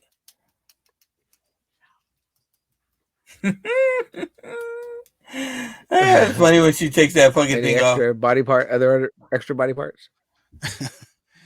No, Chuck, I do not have a third nipple. I would pay to see that. I'd pay for the information. Now, what do y'all think it was? Like, because she eats it, which is kind of odd. Like, It's I always like thought that was odd. I was like, is it wax or what the fuck? Gummy? A gummy Yeah, nipple? it has to be. But it looked really real. I was like, what the fuck? Where do you get It the gummy did. nipple at? Like, And how many do you buy? And like, do you buy them and just have them so you can eat them? The fuck was that about? you know what? I would say that would spread the word about your act, and people would definitely come out more for that.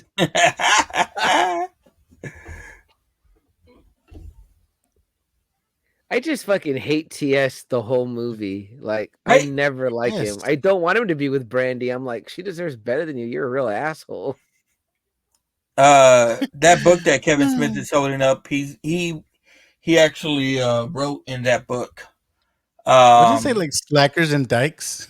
Spike Mike Dykes, Slackers and Dykes. Spikes and Dykes. It was a movie about independent films. Nice. Here's the man. He looked good too, man, with the beard. You know, like I miss Stan. Yeah. This was before his MCU days. Yeah. I was trying to look. I don't think he's done many other things, or as far as like acting. I saw like he had some commentary and some Hulk thing, and but as far as like being in a movie, this is one of the first things he's done. And did he ever play himself again, guys? He always played like in the Marvel stuff, like a character. But I think this the only thing he ever plays himself. Yeah. I think Yeah. so. I thought I saw there was another movie where he plays a comic book director or some kind of, but not Well, himself. I mean, I know he came out on shows as himself, but I don't know about movies. But like he talked about, like he wanted to be kind of, he tried to get out in front of everything, the same way, like I guess like a Hugh Hefner had did back in the day, or something like Yeah, that. yeah, very Which is much why so. he did Yeah. that one pose. Yeah. Uh, Um, Snoochie Boochies. Hey Joe, is just between is it me or does the guy on the left look like Shawn Michaels, HBK from wrestling? I like where Jay like licked his fingers to do his eyebrows. Yeah. Yeah.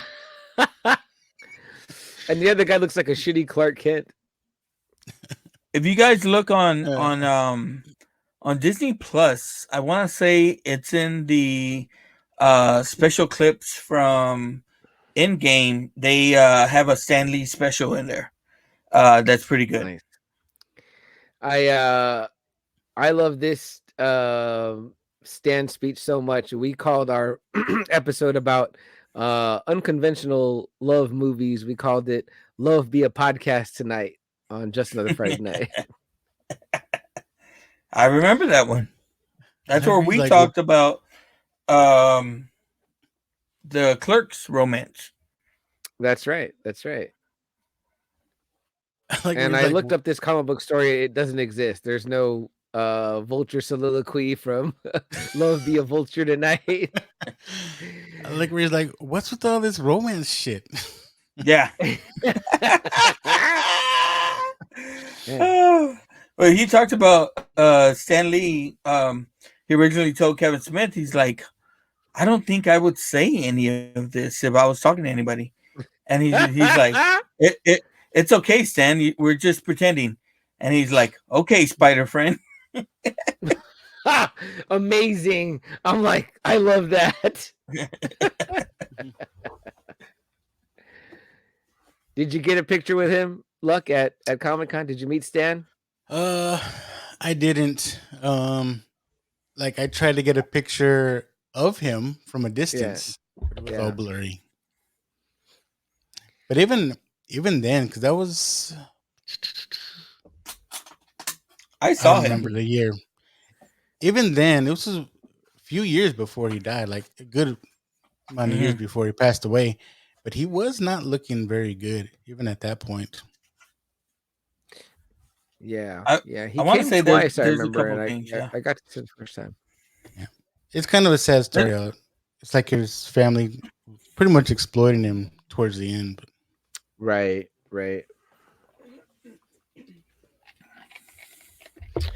I got to meet him with my sister. It was pretty cool the first time he came to Alamo City, and when you do the photo op, it's not really a chance to talk or anything like that. But yeah, it's like, hey, take a picture next. Yeah. it was still pretty cool. And Yeah, we yeah. posed. She did Spider-Man hands, and I did Doctor Strange hands, which are just the opposite Yeah, in the you didn't comics. look. But Yeah. yeah, it was. You could tell he was getting up there, but it was pretty cool because he did say "Great job, guys," which I thought was pretty cool. Yeah. It's like, look at that special little boy there. And here You should have did the Wolverine claws, Chuck. I'm telling you, Ching ching. Love Be a Vulture Tonight. Someone needs to just make that comic cover. Well, he talked about like he's like, I've always loved Jan. There was no other women. He's like, no, we're just pretending, Stan. That's cool. I like that. I didn't know that story, Joe. I'll be like, you still have that tape of Shannon? I need it. Oh.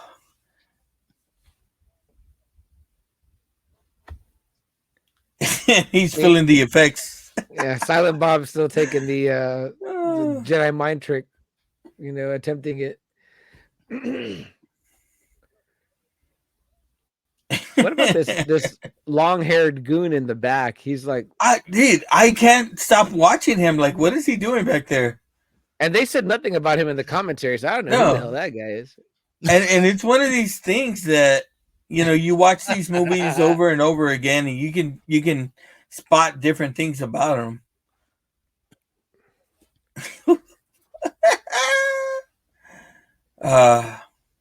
It's just like funny how like some things are so like we said, the execs earlier, those guys are like perfect for being like the type of assholes that'd be like, you know what, this shit is a wreck. It's like, what happened to those dudes? So you guys, I guess 1995, the mall next to you, or like y'all say, y'all go to Windsor, they're having one of these shows. Are y'all stopping to watch? Dang, I don't know. Maybe like, yeah, maybe on TV. Oh yeah, maybe you know what? Because back then it was like, I get a chance to be on TV. Where now people making themselves famous. Lucky's right. You'd have been I'm like a ham that like that. Yeah. One day I was sitting in the Buckhorn Saloon and they were doing something for that essay live show, whatever. They were like, "Do you want to answer like 5 questions about whatever?" And I was like, "Yeah, I'll do it."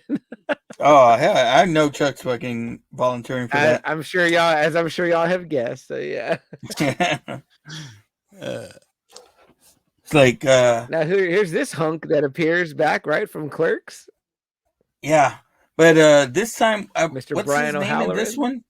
Yeah, it's Brian. He's supposed to play Dante's cousin. Gil Hicks in this one. Gil Hicks. Gil, yeah. Yeah.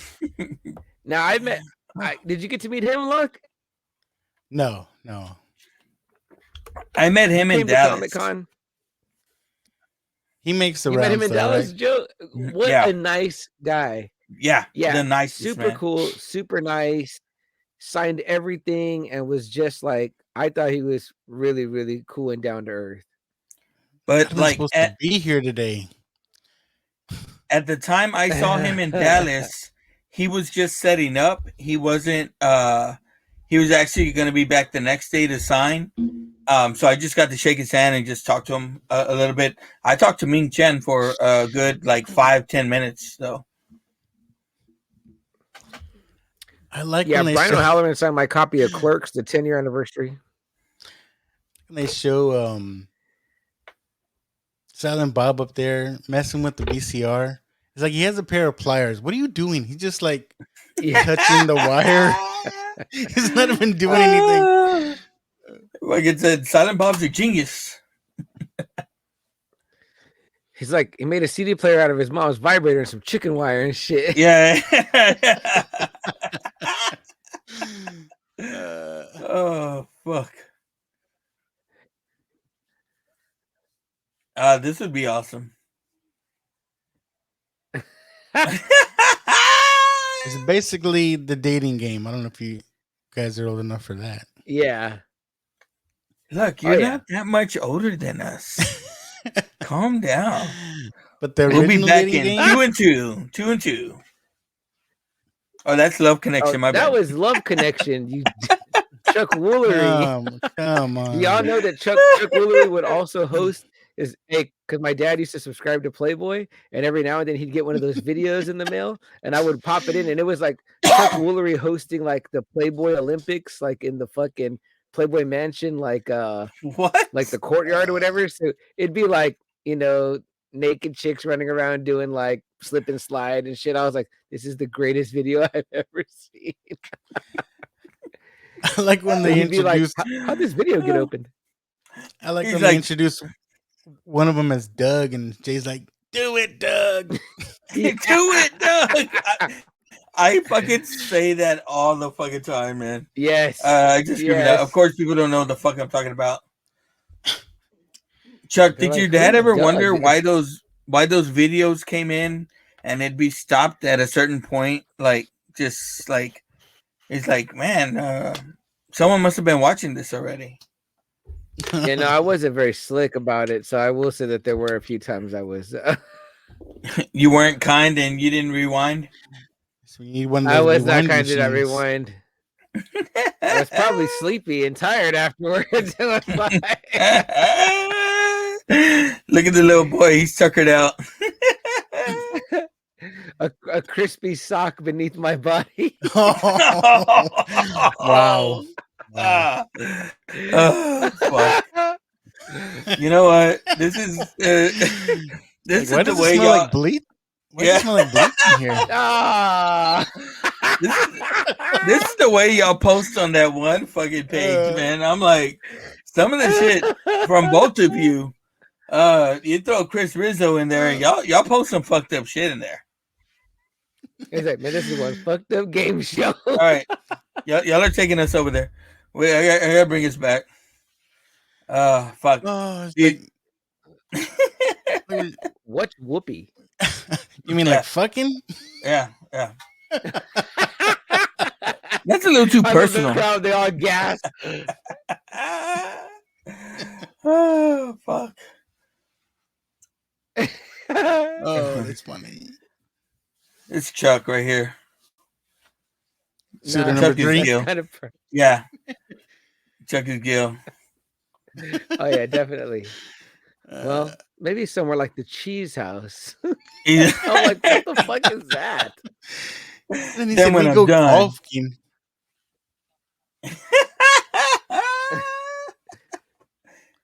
An opera like Deflator Mouse. What the fuck? It's like that was the And big. we slow dance until the sun comes up.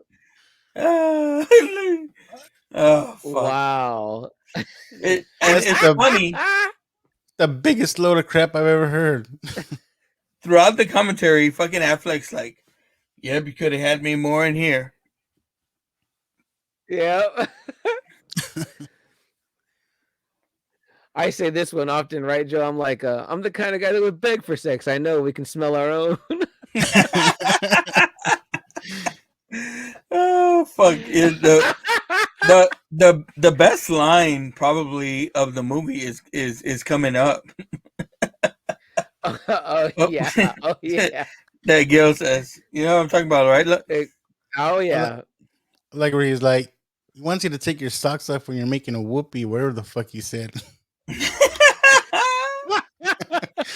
Man, more proof that fucking TS sucks. Like, I'm like, bro, Yeah. it sucks, bro.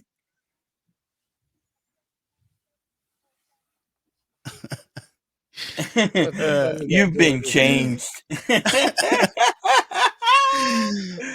Oh, jackhammer. Yeah. Hey, I'm in there with some pressure, and you're not the same. You're changed. Fuck. Oh man. What does he call him? And I gotta give it to Brian O'Halloran. His faces are pretty great. His face is responding to Brody, you know. Calls him Richard Dawson. Yeah. That was Richard Dawson was the original Family Feud host, right? Yes. Yeah, did he do Love Connection too? Or and is it No, he was in Dating Game?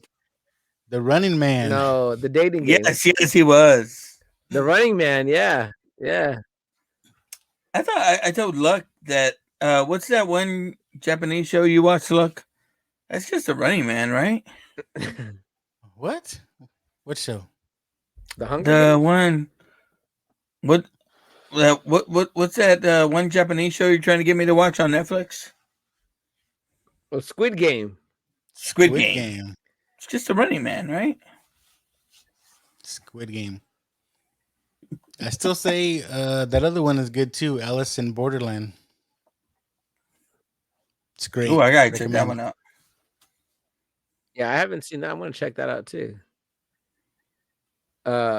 He compared him to Rush Limbaugh.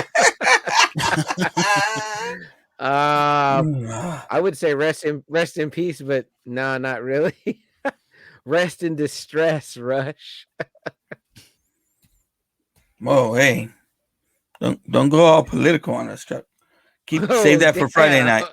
Save that for Hey, Friday night, now. guy. Save that for Friday night. We only discuss Family Guy type of stuff here. There you go. Hey, See? you guys, I don't know. I know you saw the commentary, but it said that the chair changed, they said, in the back behind her. I didn't notice it change. Either.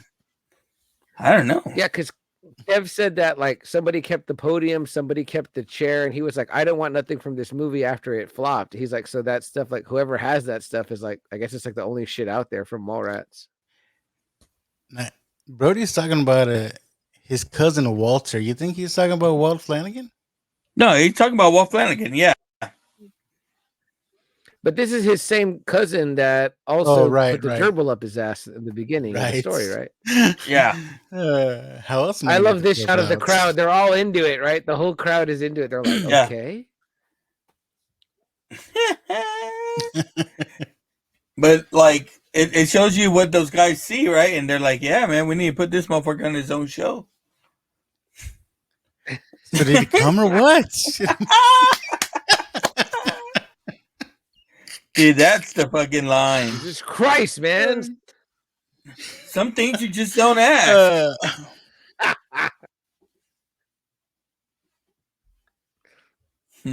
Okay, guys, if you were a comic book character, what character would you be? It's a good question. It's not a good question because you know the answer already. I don't know about specific comic book character, but what superpowers would you want?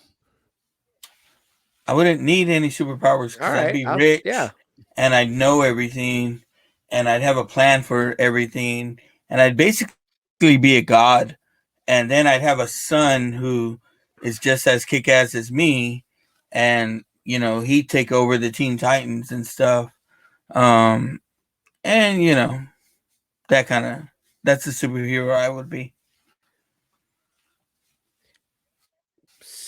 So Lucky, that's your podcast partner who doesn't want to fly or be super fast or teleport. No. No. It sounds cochino, but I've always wanted invisibility. Hey, there it is. That's 100% cochino.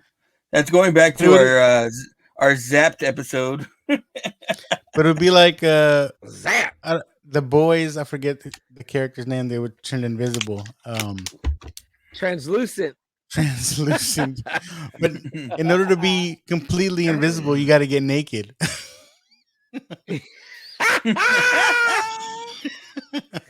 Now, oh man, I don't remember. I remember them doing it with Jessica Alba, right? But was that a thing for her to be to have to get naked when she got no, right? No. They just did that with Jessica Alba. She didn't. Did she get naked? I thought her suit turned invisible too. What? Fantastic Four. But what? Outside of the suit, right? She got invisible naked the first time. She's apparently, yeah. He's like, what movie was that? I don't remember Jessica Alba naked. Yeah, I know. I was gonna say, damn, that would have made that movie fucking go. Hey, that made us all watch his records and shit. Speaking of Just Another Friday Night, that made us all watch Sin City. Hey now. I mean, that's what I watched it for. I tuned in for Jessica Alba. All the other shit just came along with it. Yeah, 100 on that. Now, does every girl want Mr. Toad's Wild Ride?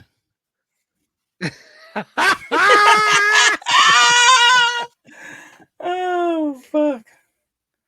It's like wow, gonna do something romantic, like. Oh. He talks about how he's gonna propose to her, and he's like, "That's the most romantic thing I've ever heard in my life." When Jaws pops out of the water. When Jaws pops out at Universal, which is no longer there, right? Nope, they closed down the Jaws ride. You still pass by it Damn. in the tour though, but it don't pop out at you no more.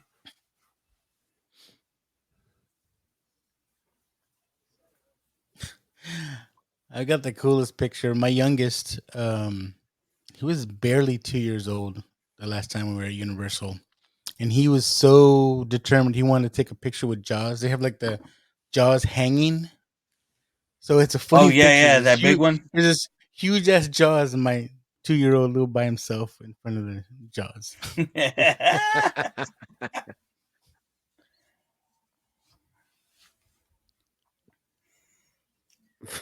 Willow went crazy. You Ethan Souffle at the time, man. I bet like he could have played a badass. What's his name from X-Men? Who's the one? I can't think of his name. That runs through the buildings. The Blob? No, not Blob. Juggernaut. He could play him now because he's ripped. Ooh, yeah.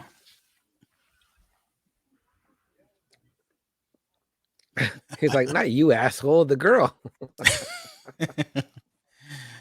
But it's funny. It's you could see. I mean, they have somewhat of a chemistry together, right? Jason Lee, Ben Affleck, and they're the partners in Chasing Amy. Yeah. Can you say that in the movie now? She said, "What can I say? I love that retard." Maybe not. Can't say retard. Well, she says the little. Dang, Luck showing off the ink. I know you were all inked up like that up there, Luck. What? Oh, you didn't? What? You didn't know it? I didn't know you were inked up like that up there on the top. Yeah. What is it? I gotta show you up close. It's like a Buddha with a koi fish. He got it when he started working at Toyota with all the Japanese. I did. That's when I had money. Shit like that that's going to get y'all canceled. Not the shit I say. Oh shit! Hey, I've been trying to not ever say exactly where, and you just go and blurt it out. No, we've said it before. You have, Luck. I pick up on that, Luck. I try not to say. Hey, just tell him like that. We just don't like to. That's it, more right. I'm gonna fuck you up. Now, Silent Bob. Now. Oh, fucking. Like I did it. Fucking Willow. Oh, fuck.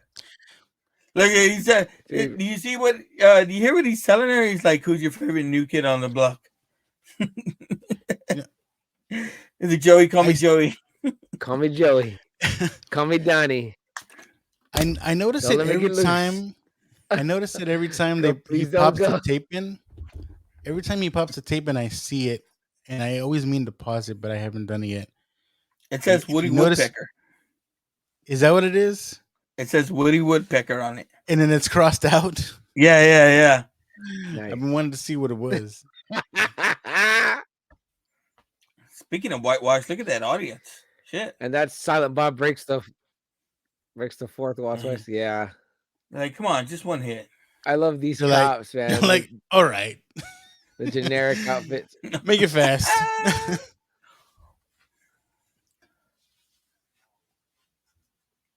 But dude, I'm glad as these movies moved along, he got away from like Jeremy London, Claire Forlani. He just started using his own people.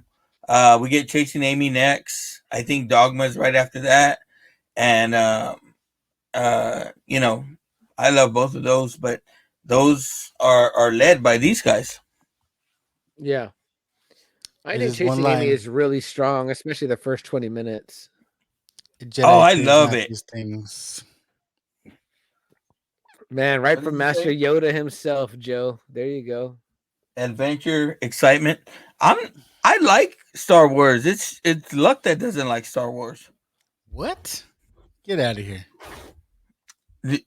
Anytime I talk about Star Wars, Luck's like, for real. Luck's like, you sound like a Star Wars nerd. I'm like, oh, I'm sorry. You saw the video he posted about when I talk about wrestling around him. He just starts staring off in another world. I love that thing that's going around with Nicolas Cage and Pedro Pascal. Have you seen that movie? I know I want to. I have I want to not. see that. Yeah.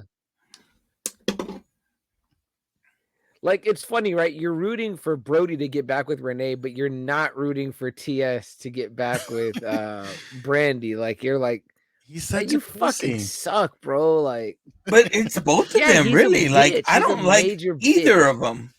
Like, I know you like Claire Forlani. Like, you got a thing for her, but like her character in this movie, they both suck. Say he took over. What about this suit? Like, they couldn't have got him a better fitting suit. I It looks like shit. Look at. I wonder if Shannon Doherty got to keep that too. Probably. Damn. Brenda. One more outfit, right, to keep. And they get married on the Jaws boat. I think Kevin Smith said she played drums for a long time, and Scott Mosier was like, "Yeah, very badly too." It's funny because they're all loud in that commentary. Scott Mosier, he's just quiet, laid back. They're introducing everybody's like Scott Mosier, yeah, man, a few words. How does she get? Check this out. Did y'all pick up on this? LaFour's kisses her. He implies they were together. Yeah. He's in the book. I like where they're like, you finally saw the sailboat. Really? I know Suzanne Now, like also comes in the back. extended cut, right?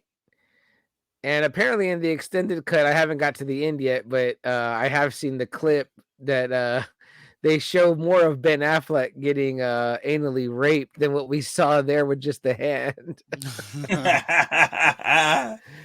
I guess they show his face and stuff, and he's kind of like grimacing, and then he kind of turns into like he kind of likes it, you know. So, like Kevin Smith talked about the making of the movie, it's at the end of the movie, they're like, "Hey, man, we've done, I've done everything I've wanted to do in a movie except for act with a monkey." And one of the producers was like, "Well, we can make that happen." And that's where this clip of Suzanne comes in. But he talks about at the end here, her climbing up on him wasn't planned, and at some point they were supposed to start cutting, and she starts to nibble on his ear at the end. and he's scared as shit because it's a fucking probably 40, 50, 60 pound orangutan on his back. Like, that bitch should take off his ear. I love this song. I always tell my girlfriend, I say, man, Kevin Smith is my spirit. Yeah, the Weezer. Yes. I always say Kevin Smith is my spirit animal because it's so funny to hear you say that shit, Joe, because like I'm imagining in my mind, I'm thinking like I'd have been scared as shit too. Or when he's on the wire afraid, I'm like, I'd have been scared as shit too. Like everything this motherfucker be afraid of, I'm like, wow, I would have been afraid of that too. Why the fuck wouldn't you be afraid of that?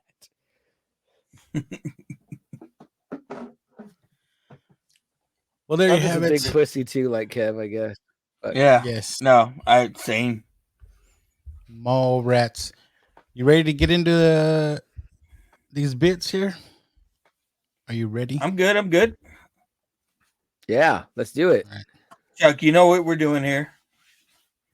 Oh yeah. I gotta have this.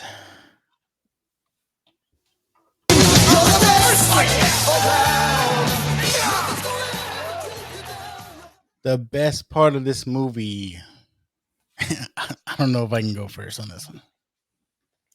Oh, now you need to. No, now you need to go first. I don't know if there's one specific thing. It's just I've watched this movie so many times. To me, this is one of the most quotable Kevin Smith movies. Just all the little things. uh, everything, right? Fly, fat ass, fly. But it's but I think Joe's right. It's mainly Brody, Jason Lee. I think he makes the movie. Without Jason Lee, I don't think this movie is as good as it is. Chuck, what Yeah, do you I'll got, Chuck? 100% agree with that. Yeah, I'll 100% agree with that. Man, if you'd asked me this question like 10 times over 10 different years, I'd probably say a bunch of different things. Obviously, you said it, Joe, did he come or what? You know what I mean? Every time they mention comic books, I love Uh, that, touch not lest you be touched. But man, the point that we're at right now, with Marvel and everything and with Stan gone, I really got to go with, the Stan Lee part, the vulture soliloquy, love be a vulture tonight. Man, it really hits different, seeing him, he looks good with the beard and seems really strong at this time. It's just like, damn, man, you miss Stan the Man Lee, so as a true believer, I gotta say that part, Excelsior. All right. yeah. Stan's first cameo, For me, I gotta go back to Brody and Jason Lee. Like I said, this is coming out party. He's come back to play in all of Kevin Smith's movies. Brody, I mean, he double dips in Jay and Silent Bob Straight Back as Brody and as who's he play in Chasing Amy and Banky. So he's Brody and Banky in Strike Back. Um, Again, I love him, man. Like he's done a lot of good movies. I mentioned Alvin and the Chipmunks, but one of my favorite My name is movies, my almost name is my name is Earl. My Name is Earl. Almost Famous is one of my favorite fucking movies, and he's great in that movie. We're gonna have to cover that one, luck, but yeah, it's got to be Jason Lee for me. All right. What do we I got think that's a good next? call, Joe. I like him in Vanilla Sky too. I mean, he's Vanilla. fucking Syndrome. Oh, he is. Yeah, so That's right. Yeah. um, I mean, looking back at it, I know like he had a long run with My Name is Earl, but I mean, he was still doing a lot of shit during that. So, Jason Lee, bro. All right. What do we got next here? Surely you can't be serious. Surely you can't be serious.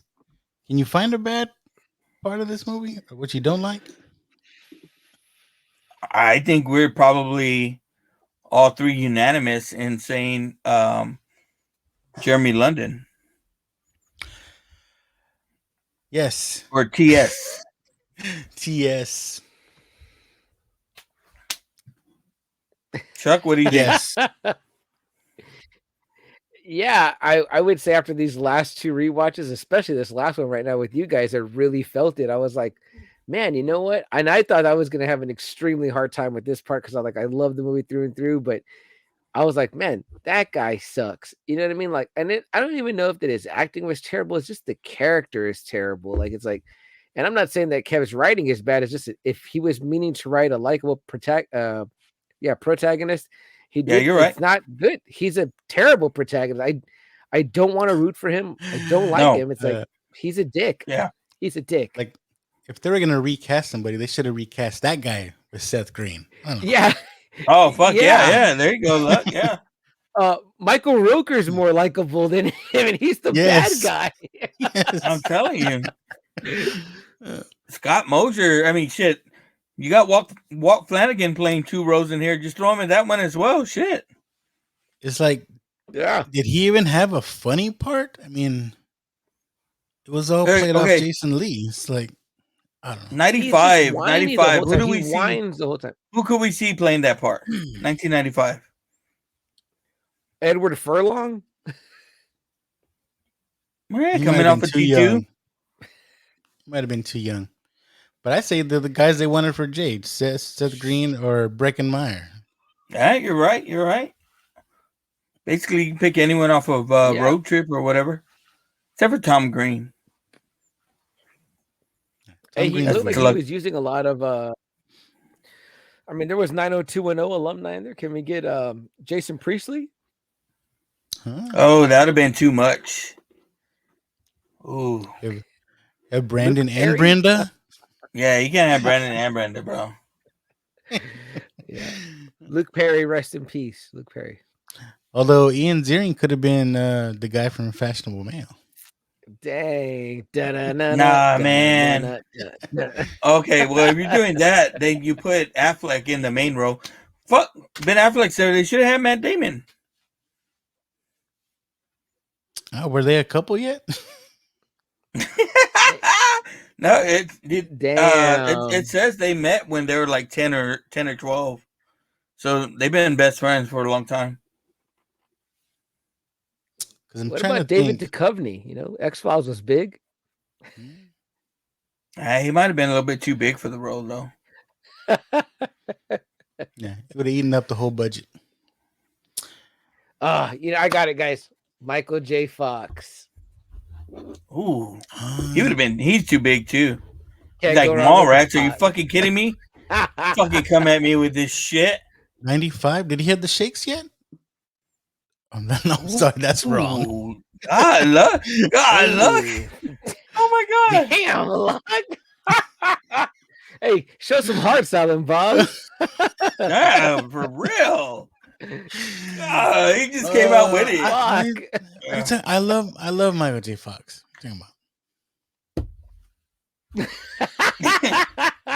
Surely you can't be love serious. Him shaken, not stirred.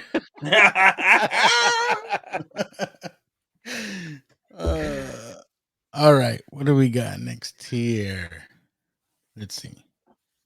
If I can change. If I can change. Я думаю, что каждый тоже изменился сегодня. And you can change. Вы можете Everybody измениться. can change. Everybody can change. Is there anything you would change in this movie? Might be the same as answer as the last one. I was gonna say, I think we nailed it, man. It's like, get TS. Get out, Jeremy London. Bring in. No, you know what? Just bring in the other. Bring in his brother. Yeah, bring in his brother. Problem solved. Yeah, we need the cool quarterback. You know what we need? We need a real Texan, Matthew McConaughey, to be T.S. Quint. Ooh, he might be too cool though. Yeah, way too cool. He'd have been cooler than Brody. Yeah. I mean, it would have been like, why is Claire Forlani gonna break up with this guy? That's just not happening. I gotta go on my dad's show. All right. Yeah. He'd be cool with it. Yeah. It's all right, darling. We'll be here when you get back. It's like, I mean, no, and Claire Forlani at the time, I think she's a little bit past high school age, so it's not in his real age range at that time. I think they're supposed to be in college. Yeah, we could have got the long-haired kid from Dazed and Confused that Luck didn't like. He'd have kept touching his face, you know. And I was gonna say, because there's a point where I think it's during the game show where he covers his face like this. I was like, oh, I told you that's the guy. It's him grown up. It's like no one does that. What the fuck? Dude, I kept seeing like around the time of fucking everything like shut down and everything, and they're telling everyone not to touch your face. I get fucking memes of that guy coming out, fucking touching his face. Fucking every 2 seconds. Hey, you know who would have been good? A good TS, Kirk Cameron. Cameron. No. I would have. I would have said yes. Not even Scott Baio. But Kirk Cameron. I mean, I still like the guy, but he went like religious. He's like super. Oh damn! Religious. I forgot about that. Yeah. I'll tell you right now, and this is a Luck casting right here. but he would totally do it. Ben Savage. Oh. Yeah, he might have been young though. This is still Okay, Boy his Meets brother. World. His older brother. I Isn't like he that running for guy. Congress right now? Ben Savage or the Or the brother from brother. the I think show? Ben's. Oh, one of those savages is running for not Congress, but like mayor or governor or some shit. Fred Savage. No, I think it's Ben. No. Yeah, Not look it fucking up. Look it Wonder up. Years. No, Fred is Wonder Years. Ben What is the other one. would you do? If I sang out of tune. I'd move on to fucking our That- taco ratings. Okay, which say that theme song hit? That theme song slaps, right? Is that what the It kids say? slaps. That's what the Absolutely. kids say now. Absolutely. It slaps. That theme song slaps. Yeah, look, video actor Ben Savage explains why he's running for Congress in California's 30th district. Is fucking Topanga his running mate? Because She's the got my only vote. reason anyone liked him was Topanga. No one really liked that dude. I give her 5 bananas. Whoa! I mean, he don't. Why he don't have. bananas? Yeah. All right, what is it? Eggplant? I don't know. The eggplant. Oh, Here is and he some says chocolate pretzels. he says our show is the Family Guy humor. That's why he comes on, so he can get all his fucking mañoso shit out and all his all of that stuff out. But we're the Family Guy show. Hey, you guys are like Def Comedy Jam, and my show's like the Cosby Show, but before he got in trouble. Man, I don't care what people say about Cosby. I love the Cosby Show, man. Hey, no lie, I still fucking watch that shit. Cosby Show is the best. It sucks because it's not playing anywhere. Yeah, because he got canceled, man. No, and it probably will never play anywhere. Yeah. I'm telling you, Joe, y'all better get that shit on DVD because I don't think it's gonna play ever again. Man, I know. I've been seeing it a lot on YouTube or on Facebook. Like, you're ever watching videos? The and it's like whole episodes that they play, and you can tell it's like sped up a little bit so they can't get fucking sued or anything like that. But it's old Cosby Show episodes. Man. Now you got me thinking. I need to try to find that. Cosby dude, Show. I'm Did y'all catch the new Chris Rock on Netflix? Every Thanksgiving I watched that Rain episode. It's classic. Stevie Wonder episode is my favorite, I think. Yeah, Chris Rock's show was funny. I mean, Chuck. All right, something to talk about after I see it. Yeah, you got to watch it. Look, it's really solid. But I heard it got Very edited. solid. I heard it got edited. They cut some of the stuff about Will Smith. Oh, really? There's more. Maybe you I was saw gonna say, I before would they love to hear that piece because I thought it was. Maybe you saw before they cut it, but I just saw. I think today I saw something where they cut some of the Will Smith stuff. Because it was live, right, when it came out? Oh, I don't know. Yeah. Chuck, did you watch live? I did not watch live, but I knew that it was live, which I thought was pretty cool on Netflix. I just watched it really like over the last 2 days, and I really enjoyed it because I wasn't sure he was going to address that. And then, of course, that's pretty much his whole last bit, whatever. No spoilers, though, look. But, yeah, check it out, man. It's a good solid hour. I will definitely do that. What? All right, so what was your taco rating, Joe? Well, no. Chuck wanted to give it 5 bananas, or was that just for Topanga? I thought that was just Topanga because he said eggplant after that, and no, but I think you hit it earlier though. Look, with this one, we got to go. How many chocolate covered pretzels you would give it? So I would definitely give this movie a whole stolen bag by Mr. Svenning of chocolate covered pretzels to indulge myself with. So I don't know if that's 5 or 10, however many come in that little.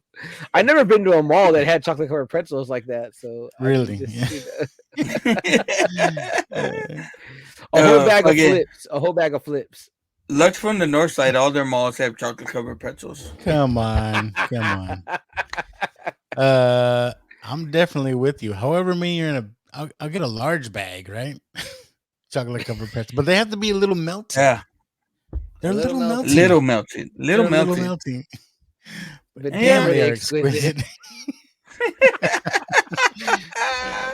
Hey man, I'm with y'all, man. Like I love this movie. As bad as TS is, and as much as he gets on my nerves, everyone else just makes up for it. You know, Kevin Smith, I'll support till the day I die. So, I give it all the chocolate covered pretzels. Now we talked about last time, Dude, Where's My Car? Where I felt it had not hit that cult classic benchmark. How do you guys feel about this movie? I think it's for me. I think it's a '90s cult classic. Right? Because I agree, Joe, that I think that this one has elevated to that status where, with Kevin Smith obviously constantly being on podcasts, things like that, and the internet and the scenes being available, Jay and Silent Bob kind of becoming their own thing. That when you go back and do your research, it's like you come across Mallrats, and it has gotten to that cult classic status for sure. Yes, because what determines a cult classic? Is it a popular movie? I think it's more of like that low under the radar movie when it first comes out that gets popular eventually. Yeah, No, totally. Yeah, I totally agree. I think so. It's for the most part something that at the time, I guess it wasn't, or it wasn't taken as good. But over time it got good. Like, I would say, like we did Killer Clowns. I think that's become a cult classic, but That's originally, definitely a cult classic. it wasn't making that much. So, Absolutely. movies like that. Yeah, something like the Toxic Avenger would also be in that category, I think, where Yes.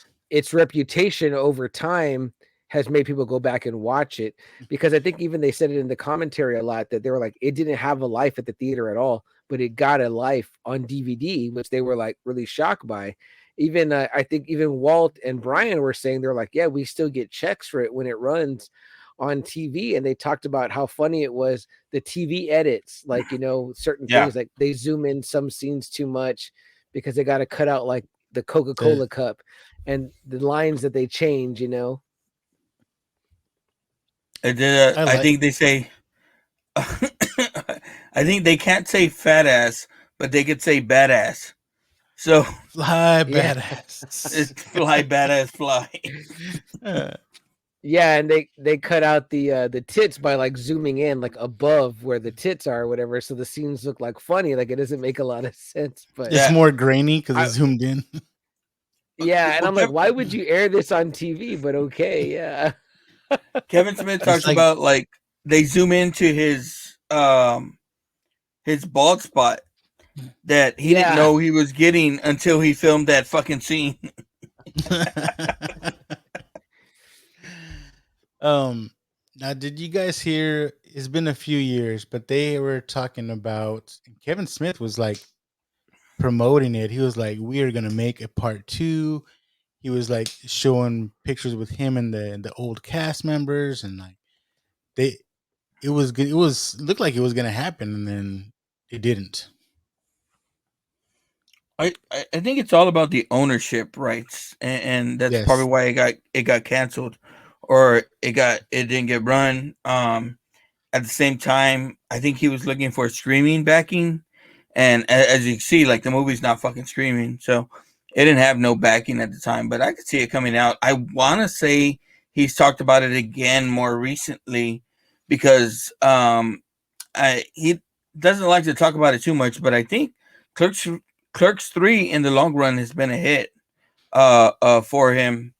And all these movies are making money for him. So I say they go back to it, but I think it was going to be called Twilight of the Mallrats.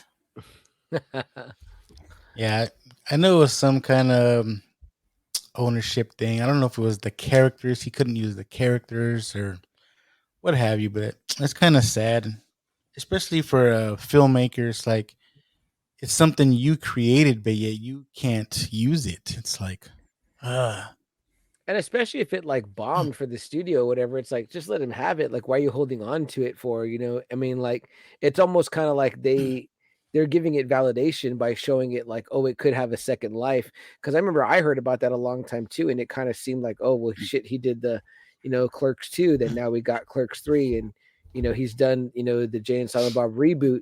This is like the last one, right? I mean, like now we just need this to like start its second life. I don't think you'd ever do a Chasing Amy 2, but I mean these were kind of the ones that kicked it off. So I'm all in and want to see a Mallrats 2. I mean, definitely to see what what else is going on.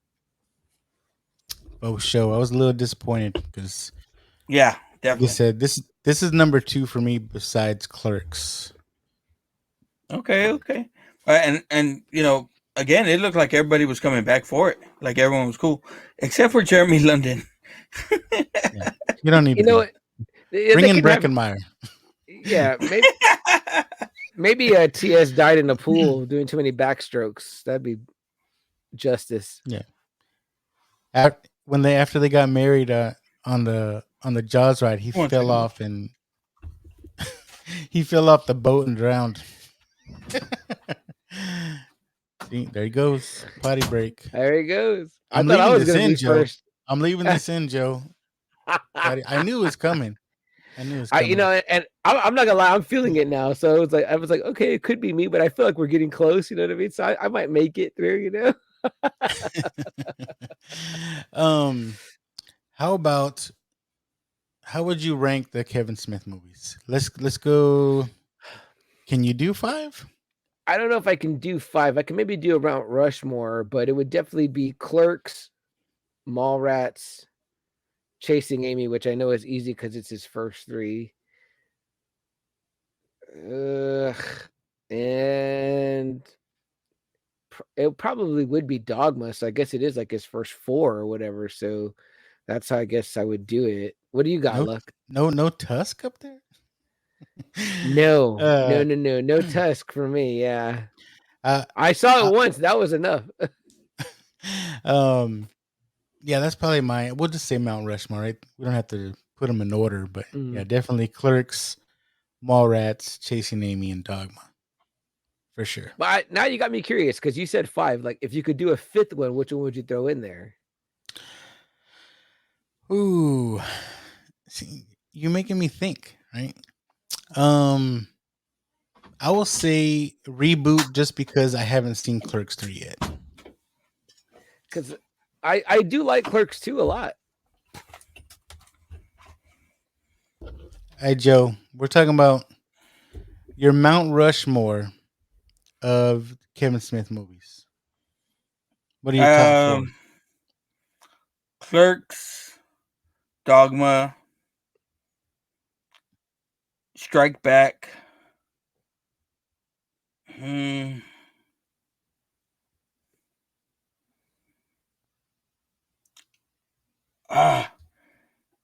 It's either going to be reboot or probably reboot. Interesting. No Reboot Mallrats. or oh shit. Yeah, probably Mallrats. I'd probably go Mallrats. Joe's bigger on the Jay and Silent Bob movies. I love Jay and Silent Bob. Like me and Chuck's top 4 didn't have them. Yeah, you know what? If I added a 5th, I would. I can't go Mallrats. Yeah, I gotta I go agree. either reboot or Clerks 3. I'm going with Clerks 3. We haven't seen it yet, Luck, so maybe we will add it. Yes. Probably after I see it. It's sitting in my living room. I'm planning to watch it real soon. I just have to know from our last movie, Dude, Where's My Car? Stifler. Stifler's role in Strike Back is awesome. Yeah. What does he say? Like, I'm a little rabbit, or what does he say? Tentatively, I have Clerks 3 scheduled. I have Clerks 3 scheduled for April the 10th. Dang, I gotta watch it. Yeah, me too. I mean, could it be something? I guess it wouldn't be that great if we watched it for the first time together online. But Yeah, Chuck, that's when we're planning on having you back. So It's good to you know. gotta I'll keep it in you the gotta squeeze calendar. it in. Well, you have a Hey physical copy guys, though, right? yeah, I got a physical copy. Yeah, and I got it on. Well, it came with both. Did that in the digital, so for sure. Uh, I don't know why fucking look, but I keep thinking about now a Stifler and that fucking. so So Fucking Chuck, you're saying with he his was fucking Farquad goat. He's like, haircut. oh yeah, I Chuck, what definitely do we fucking got goat. coming up from you guys? Uh, Where can people find you? Pimp yourself out. yeah, for sure, guys. We're just another Friday night. We like to call ourselves San Antonio's premier pop culture podcast with pre-breaks broadcasting live on Friday nights. If you can find another pop culture podcast live with P breaks, let me know. I mean, shit, because then we might be number 2. But otherwise, I think we're the ones doing it. We are at justanotherfridaynight.com. You can find all of our links there, including the great three-legged rabbit.com, where Luck is hosting some of our shirts. We really appreciate that. So get yourself some merch. Also, we are on TikTok, YouTube, and Instagram at JAFN Podcast for Just Another Friday Night. So please go subscribe, like, share. We try to do a little TikTok about whatever our episode was the week before.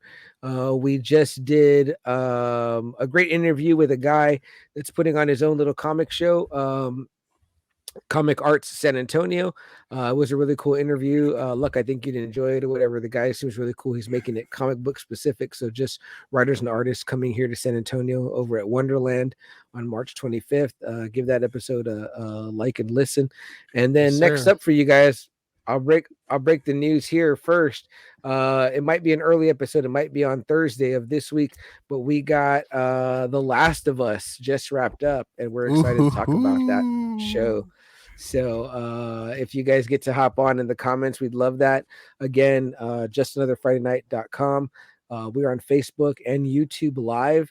And you can join us in the comments live during the show. I would love to have heard what people had to say during this episode with you guys. You guys do a lot of really cool stuff at Now Watch This, and I think that if you guys were live, people would have a lot to say about all the cool retro shit you guys talk about. So that's a kind of a neat aspect I think of our show, is that you can jump in anytime you want and say what you want, tell us we're wrong, correct us, provide Google research, you know what I mean, in the midst of it, and then we're like, well, fuck, we fucked it up. So yeah, but if you give us a like, follow, share, we'd appreciate it. That's awesome. Wait, Real quick, it's funny. We always know when you're listening to our episode because you're texting us as if you're listening live. Yes, and you know what? I really loved your Batman episode you guys did, the first one you guys did with on YouTube with the video, because I was able to comment, and YouTube lets you tag the point in the video where you're commenting, so it's really cool. So right, I hear what you say, I comment, I write my comment, and then I push tag, and it tags the point in the video where I'm talking about, so that way you guys can see exactly where I feel like you're full of shit. I didn't know that you could do that. But Or we're I new. We're totally new. agree with you. So it could We're be new. either We're new one. to the. We're So new to the I YouTube. missed Yeah, we're not I as missed that on the technology. last, I think 2 episodes, because I said, man, oh no, Luck is far beyond me in Double A, so I have no doubt he'll get it in the next one for sure. This one will definitely have video. I hit record this time, folks. Yeah. So I'm disappointed we didn't have C Money on video, but he's coming back. Yes. Yeah. you guys, y'all didn't get to see the fireman, and y'all got to see Chuck though. So, I mean, Wow. yeah. Hey, real quick, Chuck, a la Siskel and Ebert, if you know who those people are. The Last of Us, 2 thumbs up or thumbs down? Oh, 2 thumbs way up. Yes. Yes. Okay. Way up the old rectum. Whoa. If you're into that, if you're into that. Would you like a chocolate covered pretzel? So, Last of Us definitely a stink palm. No. What did you guys think? Did you guys both finish up? Yes, 2 thumbs up for me. Yeah, I liked it a lot, man. It was very good. I mean, I don't want to take stuff away from your show, but did you play the game? I didn't, but I have it available to me. So I was kind of planning in prep to just play like a little bit of the beginning to get a feel for it, so I could talk about to that aspect. I really loved when we did our Western episode and Joe hopped on and was talking a lot about Red Dead Redemption. Video games isn't an aspect we really cover because we don't really both play video games, me and Double A. So it was nice to have that point of view regarding that, and we had several comments agreeing with Joe regarding that video game being a really classic Western in its own genre, so its own medium of video game, Yeah, we'll save this talk for your show, but I did play the first game. I appreciate that. Thanks. I did play the first game, and it follows it really, really good. So nice, now, Luck, nice. Okay, man, that's cool. Yeah. You gotta hop on too, man, in the comments and give us some feedback. We can talk Thursday about it, but did they have the gay couple in the video game? Like, I played it years ago, right when it first came out. I know for a fact that the Ron Swanson, what's his real name? Yeah. His character is in the game. Nick Offerman. There you go. Parks and Rec, people. Parks and Rec. You got to see that show. It's awesome. It's basically The Office, but better. Whoa! Let's calm down there. But yeah, his character is in the game. I don't think to the extent of what they showed in the show, but yeah.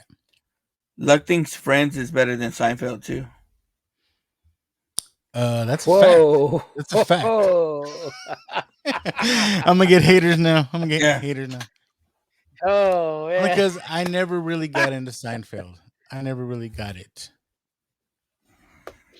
It's never and too you like late. Friends. It's never too late. You love Friends.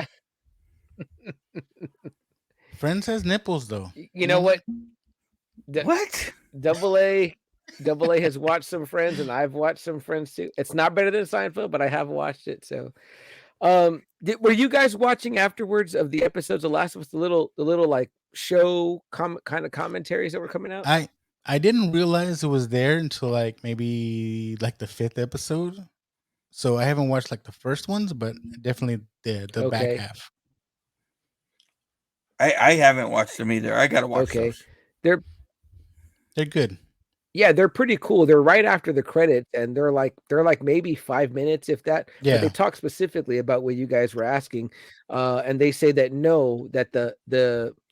the Nick Offerman character was, like as Luck said, in the game, but they didn't show the relationship. So they said that they tried to keep it close to the game, but they found the key moments they thought they could expand on things and use us, and they thought they could really expand on this one. And man, what a beautiful episode that is, episode 3.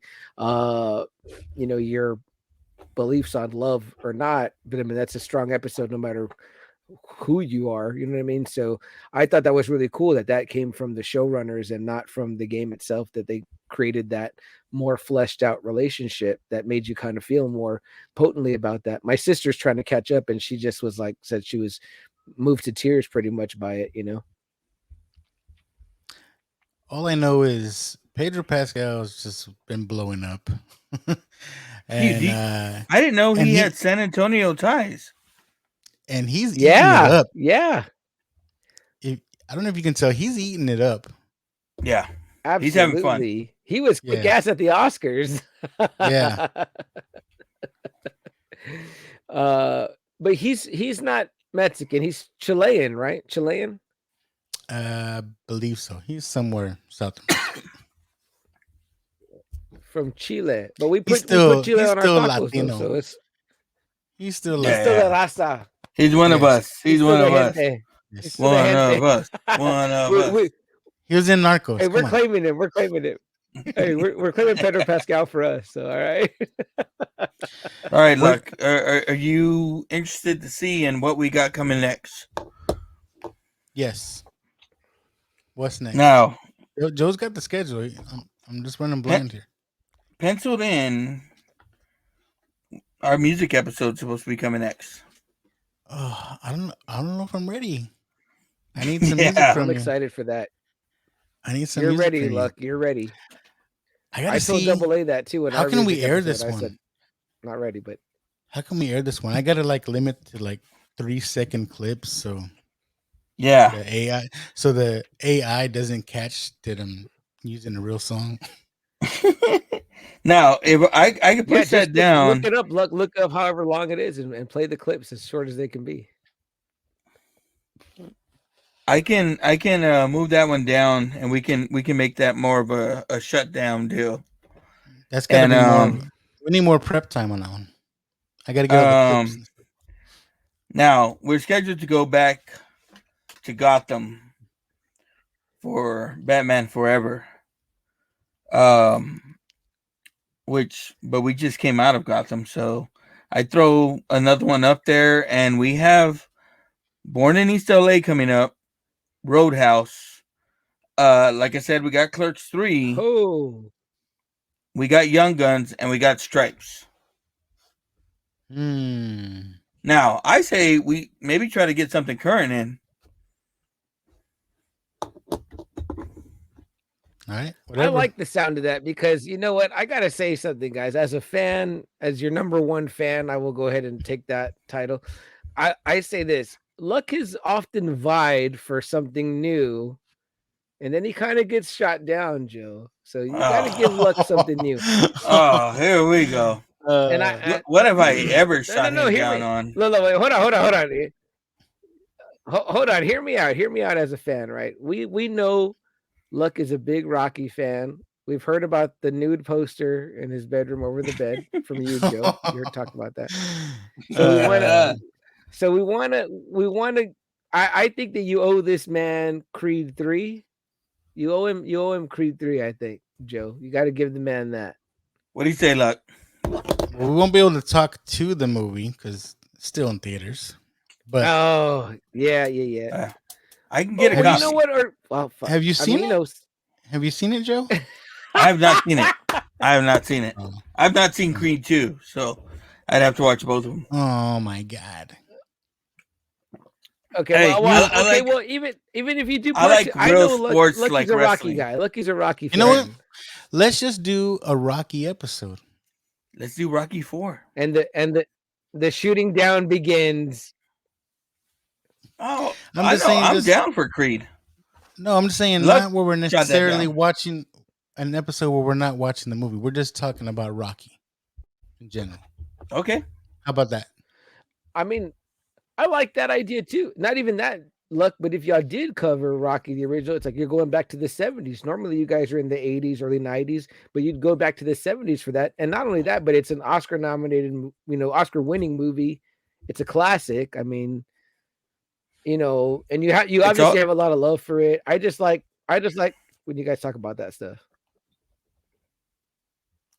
Let's do it. The OG Rocky?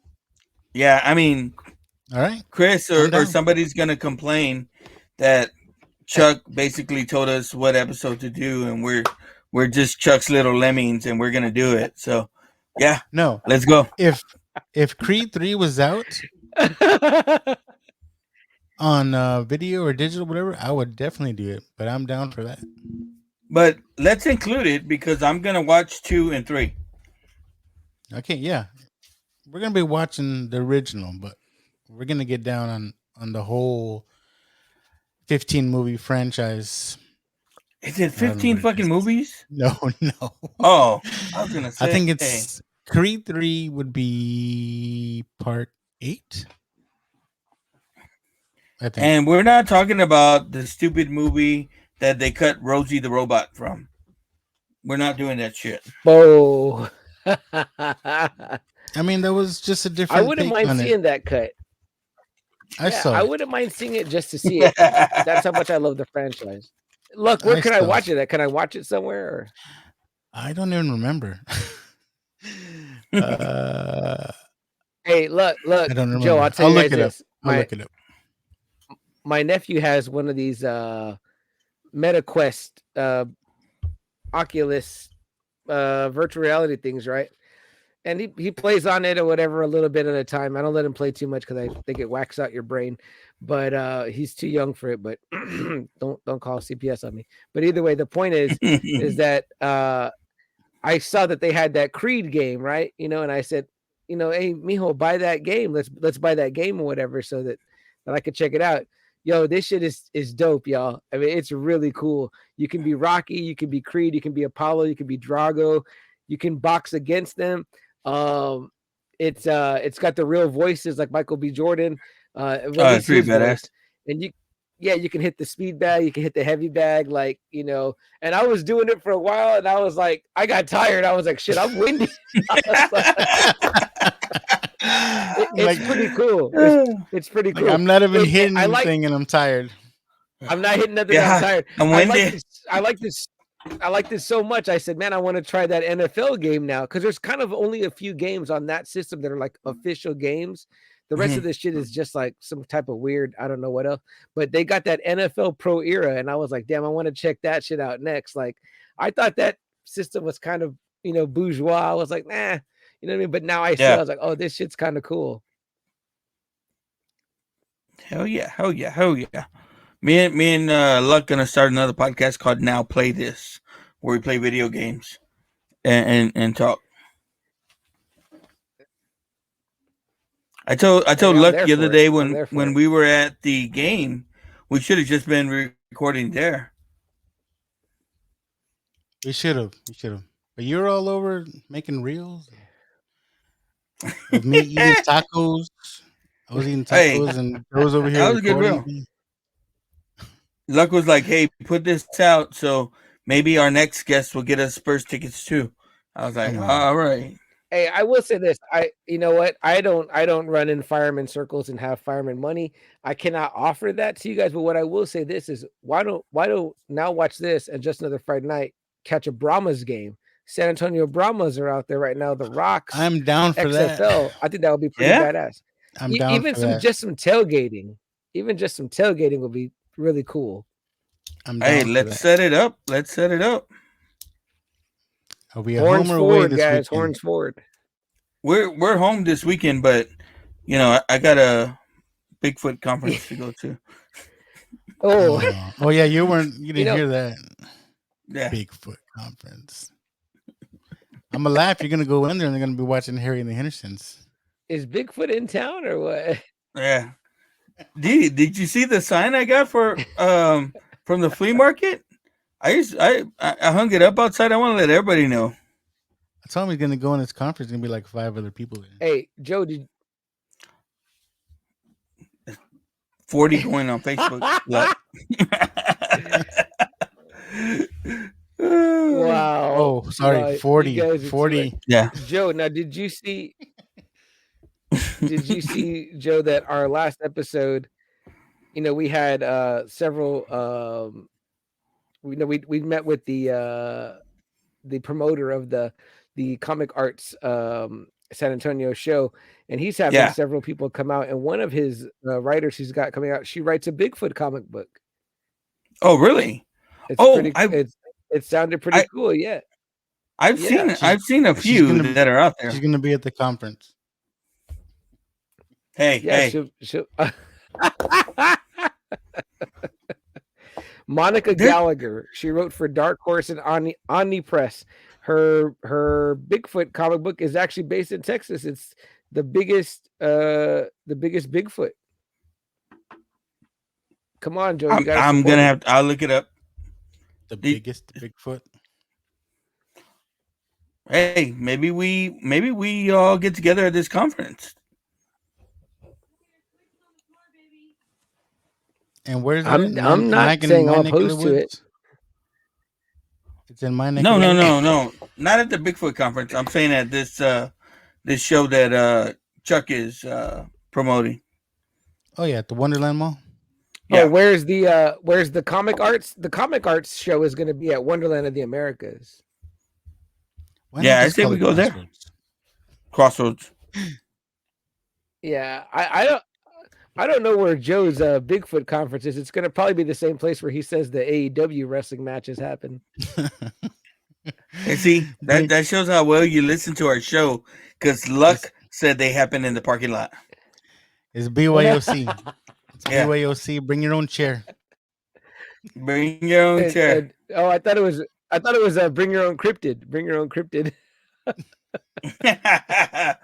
It's actually in Luck's neck of the woods, man. That's why I told him he needs to go with me. It's in Let me know. Cibolo. Let me know where it's at. I'll check it out. All right. Well, Chuck, All right, let's wrap it. It's been a pleasure as always having you. Yeah, Joe, where can people find us though, Joe? Well, you go to nowwatchthispod.com and it'll take you to our podcast, our Spotify link, but you can find us wherever you listen to your favorite podcasts. I download us on Podcast Addict. You just look up Now Watch This, and look, we are on episode 52 today. I believe it is 52. Ooh. Okay. So we've done more been than 2.5 years. You guys are tearing it up. I've heard we've done a little more than that because we started on my channel at first, and the past few episodes I have not been putting on my channel because. So now it's exclusively on nowwatchthispod.com. Yeah, I do. No, I think we're at 52. Okay. It's great work, guys. Great show. I appreciate y'all having me on. Thanks so much for having me. Yes, sir. And what do we say at the end, Joe? I heard somebody say today that they don't know if they can continue to keep watching and keep listening.